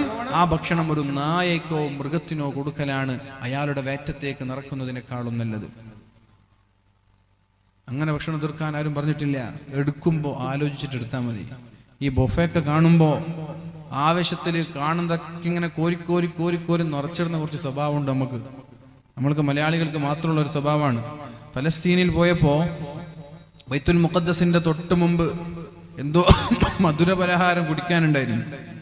അങ്ങനെ കുടിക്കാനുണ്ടായി. അങ്ങനെ നമ്മളൊക്കെ പള്ളിയിൽ കയറുന്ന സമയത്ത് ഗൈഡ് പറയാണ്, ഈ കേരളക്കാർക്ക് മാത്രമേ ഇങ്ങനെ ഒരു ഭക്ഷണം കണ്ടാൽ ഒരു ആർത്തിയുള്ളൂ. ഭക്ഷണം കണ്ടാൽ അതിലേക്ക് ചാടി വന്നിട്ട് എല്ലാം എടുത്തിങ്ങനെ പോക്കറ്റിലും ഈശയിലൊക്കെ ഇട്ട് കൊണ്ടുപോകുന്ന ഒരു സ്വഭാവം കേരളക്കാർക്കേ ഉള്ളൂ. ഏതെങ്കിലും പള്ളിയിലൊക്കെ കുടിക്കാനുള്ള വെള്ളം വെച്ചാൽ നിങ്ങൾക്ക് ആവശ്യമുണ്ടോ, കുടിച്ചിട്ട് ആ കുപ്പി അവിടെ കളയാം. അങ്ങനെയല്ല, നമ്മളൊന്ന് കുടിക്കും, ബാക്കി 2 എണ്ണം പോക്കറ്റിലിട്ട് റൂമിലേക്ക് കൊണ്ടുവരും. ഇതൊക്കെ മലയാളികളുടെ സ്വഭാവമാണ്. ഇതൊക്കെ നിർത്തിയേ പറ്റൂ. നമ്മൾ പോക്കറ്റിലിട്ട് കൊണ്ടുവരാനല്ല പള്ളിയിൽ വെള്ളം വെക്കുന്നത്, ആ പള്ളിയിലേക്ക് വരുന്ന ഭക്തജനങ്ങളുടെ ദാഹമകറ്റാൻ വേണ്ടിയിട്ടാണ്. ഇതൊക്കെ നമ്മൾ സ്ഥിരം കാണുന്നതാണ്. ഉംറക്ക് പോയാലും അതുപോലെ ചരിത്രഭൂമിയിലൂടെയൊക്കെ യാത്ര ചെയ്യുമ്പോൾ മലയാളികളിൽ മാത്രം ഉണ്ടാകുന്ന ഭക്ഷണം കാണുമ്പോൾ ഒരു എന്തൊന്നില്ലാത്ത അത്യാർത്തി, ഇതുവരെ ഭക്ഷണം കാണാത്തതുപോലെ. ചീരനൊക്കെ വാങ്ങുമ്പോൾ ഒരു എന്തൊന്നില്ലാത്തൊരു ആർത്തി ഉണ്ട്. അതൊക്കെ കാണുമ്പോൾ വിചാരിക്കും നാട്ടിൽ ഇതുവരെ ഒരു കല്യാണം, ഒരു നെച്ചോറും ബീഫൊന്നും ഉണ്ടായിട്ടില്ലേ. ഇന്നലെ വരെ വലിയ കല്യാണം ഉണ്ടായിട്ടുണ്ടാവും, മൂക്കറ്റം വരെ തിന്നിട്ടുണ്ടാവും, ഇന്ന് ഉച്ചക്കും മട്ടൻ ബിരിയാണി അടിച്ചിട്ടുണ്ടാവും. എന്നാലും രാത്രി ചീരനുണ്ടെന്ന് പറഞ്ഞാൽ അതിനു വേണ്ടി എന്തെന്നില്ലാത്തൊരു അടിപിടി. അങ്ങനെ ഒരു സ്വഭാവം നമ്മൾ കേരളക്കാർക്ക് പ്രത്യേകിച്ചിട്ടുണ്ട്. അതൊക്കെ നമ്മൾ മാറ്റണം. ബൊഫയൊക്കെ ഭക്ഷണം കല്യാണത്തിനുണ്ടെങ്കിൽ അത് 2-3 പ്ലേറ്റ് നിറയെ കൊണ്ടുവന്നിട്ട് മൂക്കറ്റം വരെ തിന്ന് കുറെ ബാക്കി വെക്കലല്ല. ആവശ്യമുള്ള ഒരൽപ്പം എടുത്തിട്ട് വന്നിട്ടിരിക്കുക, എന്നിട്ട് കഴിക്കുക. കഴിച്ചിട്ട് വീണ്ടും വേണമെന്ന് തോന്നിയാൽ വീണ്ടും പോയിട്ട് എടുക്കുക. അത് അപ്പോഴും ആവശ്യമുള്ളത് മാത്രം എടുക്കുക. പിന്നെയും വേണമെന്ന് തോന്നിയാൽ പിന്നെയും പോയിട്ട് എടുക്കുക. അതല്ലാതെ പ്ലേറ്റ് നിറയെ കൊണ്ടുവന്നിട്ട് നിങ്ങൾക്ക് മൂക്കറ്റം വരെ തിന്ന് ഇനി തിന്നാൻ കഴിയാത്തത് കൊണ്ടുപോയിട്ട് കളയലല്ല. അത് നമ്മൾ സ്വയം സെലക്ട് ചെയ്യേണ്ടതാണ്. നേരെ മറിച്ച് നിങ്ങൾ കല്യാണത്തിന് പോകുമ്പോൾ പ്ലേറ്റിലാണ് ബിരിയാണി വെച്ചിട്ടുള്ളത്. ആ ബിരിയാണി നിങ്ങൾ കഴിച്ച് പകുതിയാകുമ്പോൾ നിങ്ങൾക്ക് വേറെ നിറഞ്ഞു. നിങ്ങൾ ഫുള്ള് തിന്നണ്ട, എണീറ്റിട്ട് പോയിക്കോളി, നിങ്ങൾ നായ കൊടുത്തോളി, അതാ നല്ലത്. തിന്നണ്ട. നിങ്ങളുടെ ശരീരത്തെ രോഗിയാക്കുന്ന രീതിയിൽ നിങ്ങൾ ഭക്ഷണം കഴിക്കണ്ട. മഹാനായ ലുക്മാൻ അലൈഹിസ്സലാം പറഞ്ഞു, നിങ്ങളത് തിന്നുന്നതിനേക്കാളും നല്ലത് നായകൾക്ക് കഴിക്കാൻ കൊടുക്കല നല്ലത്. മുക്കറ്റം വരെ തിന്നിട്ട് നിങ്ങൾ രോഗിയാവലല്ല, തിന്നാനില്ലാത്ത മൃഗങ്ങളും നായകളും പശുക്കളൊക്കെ ഉണ്ടാകും, അവർക്ക് കൊടുത്താൽ മതി. ഹോട്ടലിൽ പോയി ഭക്ഷണം ഓർഡർ ചെയ്യുമ്പോൾ ആവശ്യമുള്ളത് ഓർഡർ ചെയ്താൽ മതി. ആദ്യം തന്നെ ഒരു ആവശ്യത്തിൽ ചിക്കൻ അൽഫാമും ഗ്രിൽ ചിക്കനും പൊറോട്ടയും കുബൂസും എല്ലാം ഓർഡർ ചെയ്ത് അവസാനം എല്ലാം ബാക്കിയാലും നമ്മൾക്കത് ഒരു ഓപ്ഷൻ ഉള്ളത് കൊണ്ട് കുഴപ്പമില്ല. അല്ലെങ്കിൽ ആവശ്യമില്ലാത്തത് ഒരിക്കലും ഓർഡർ ചെയ്യരുത്. കുറച്ച് ഓർഡർ ചെയ്യാം. ഒരു പൊറോട്ട അത്ര ഓർഡർ ചെയ്ത് 5 പൊറോട്ട ഓർഡർ ചെയ്യേണ്ട, ഒരു പൊറോട്ട. അത് കഴിച്ചു കഴിഞ്ഞ് ആവശ്യമുണ്ട് എന്ന് തോന്നിയാൽ മാത്രം എടുത്ത പൊറോട്ട. അല്ലെങ്കിൽ കഴിക്കണ്ടല്ലോ. ഒരു പൊറോട്ട എന്ന് വേറെ നിറഞ്ഞു തോന്നിയാൽ നിർത്തിപ്പോരാ. ഒരു മനുഷ്യനെ സംബന്ധിച്ചിടത്തോളം ഒരു പൊറോട്ട ധാരാളമാണ്. രണ്ടാമതൊരു പൊറോട്ട കഴിക്കാന്ന് പറഞ്ഞാൽ തന്നെ രോഗിയാണ്. അപ്പൊ ഞാൻ എൻ്റെ വാക്കുകൾ ഉപസംഹരിക്കാം. പ്രിയപ്പെട്ടവരെ, നമ്മൾ ഇന്ന് സൂചിപ്പിച്ച വിഷയം അല്ലാഹു പരിശുദ്ധ റസൂലുള്ളാഹി സ്വല്ലല്ലാഹു അലൈഹി വസല്ലമ തങ്ങളൊക്കെ പറഞ്ഞതുപോലെ നമ്മളെപ്പോഴും ആഖിറത്തിന് വേണ്ടി മത്സരിക്കുന്നവരാവുക, ദുനിയാവിന് വേണ്ടി മത്സരിക്കുന്നവരാവരുത്. ഒരു മഹാനായ ഒരു മനുഷ്യനെ കാണാൻ ഒരാൾ ചെന്നു. അയാൾ വലിയ സങ്കടത്തിലാണ്. അദ്ദേഹത്തോട് ചോദിച്ചു, മാ യുബ്കീക്, നിങ്ങൾ എന്തിനാ കരയുന്നത്? ഒരു മഹാനോട് ചോദിക്കുകയാണ്, മാ യുബ്കീക്, നിങ്ങൾ എന്തിനാ കരയുന്നത്? ഹൽ മിൻ വജഇൻ, വല്ല വേദന ഉണ്ടോ? എന്തെങ്കിലും ശരീരത്തിന് വേദനയുണ്ടോ? നിങ്ങൾ എന്തിനാ കരയുന്നത്? അദ്ദേഹം പറഞ്ഞു, അശദ്, അതിനേക്കാളൊക്കെ വലിയ പരീക്ഷണമാണ് ഞാൻ നേരിടുന്നത്. അടുത്ത ചോദ്യം ചോദിച്ചു, കുടുംബത്തിൽ ആരെങ്കിലും മരിച്ചോ? എന്തിനാ ഇങ്ങനെ പൊട്ടിക്കരയുന്നത്? കുടുംബത്തിൽ ആരെങ്കിലും മരിച്ചോ? അദ്ദേഹം പറഞ്ഞു, അശദ്, ഇതൊന്നല്ല, അതിനേക്കാളും വലിയ പരീക്ഷണം ഞാൻ അനുഭവിക്കുന്നുണ്ട്. ഫഖത്ത മാലക്, നിങ്ങളുടെ സമ്പത്ത് നശിച്ചു പോയോ, നഷ്ടപ്പെട്ടു പോയോ? അദ്ദേഹം പറഞ്ഞു, അശദ്, അതിനേക്കാളും വലിയ പരീക്ഷണമാണ് ഞാൻ അനുഭവിക്കുന്നത്. അപ്പൊ ചോദിച്ചു, മല്ലദീ അശദ്ദു മിൻ കുല്ലി ഹാദാ, ഇതിനേക്കാളും വലിയ പരീക്ഷണം എന്താണ്? അപ്പൊ അദ്ദേഹം പറഞ്ഞു, നിംതു ബിൽ അംസി, ഇന്നലെ രാത്രി ഞാൻ ഉറങ്ങുമ്പോ വലം അഖ്റ വിർദി, എന്റെ വിർദ് എനിക്ക് ഓതാൻ പറ്റിയില്ല. ഞാൻ എല്ലാ ദിവസവും ഉറങ്ങുമ്പോ കുറച്ച് വിർദ് ചെല്ലാറുണ്ട്, മുൽക്ക് സൂറത്ത് ഓതാറുണ്ട്, ആയത്തുൽ കുർസി ഓതാറുണ്ട്, ലാ ഇലാഹ ഇല്ലല്ലാഹ് ചെല്ലാറുണ്ട്. ഇന്നലെ രാത്രി ഉറങ്ങുമ്പോൾ എനിക്കത് ചെല്ലാൻ പറ്റിയില്ല, ഞാൻ മറന്നുപോയി. വമാ ദാലിക ഇല്ലാ ലിദംബിൻ അദ്നബ്തുഹു, ഞാൻ ചെയ്ത തെറ്റു കാരണം അല്ലാഹു എനിക്ക് തന്ന പരീക്ഷണമാണത്.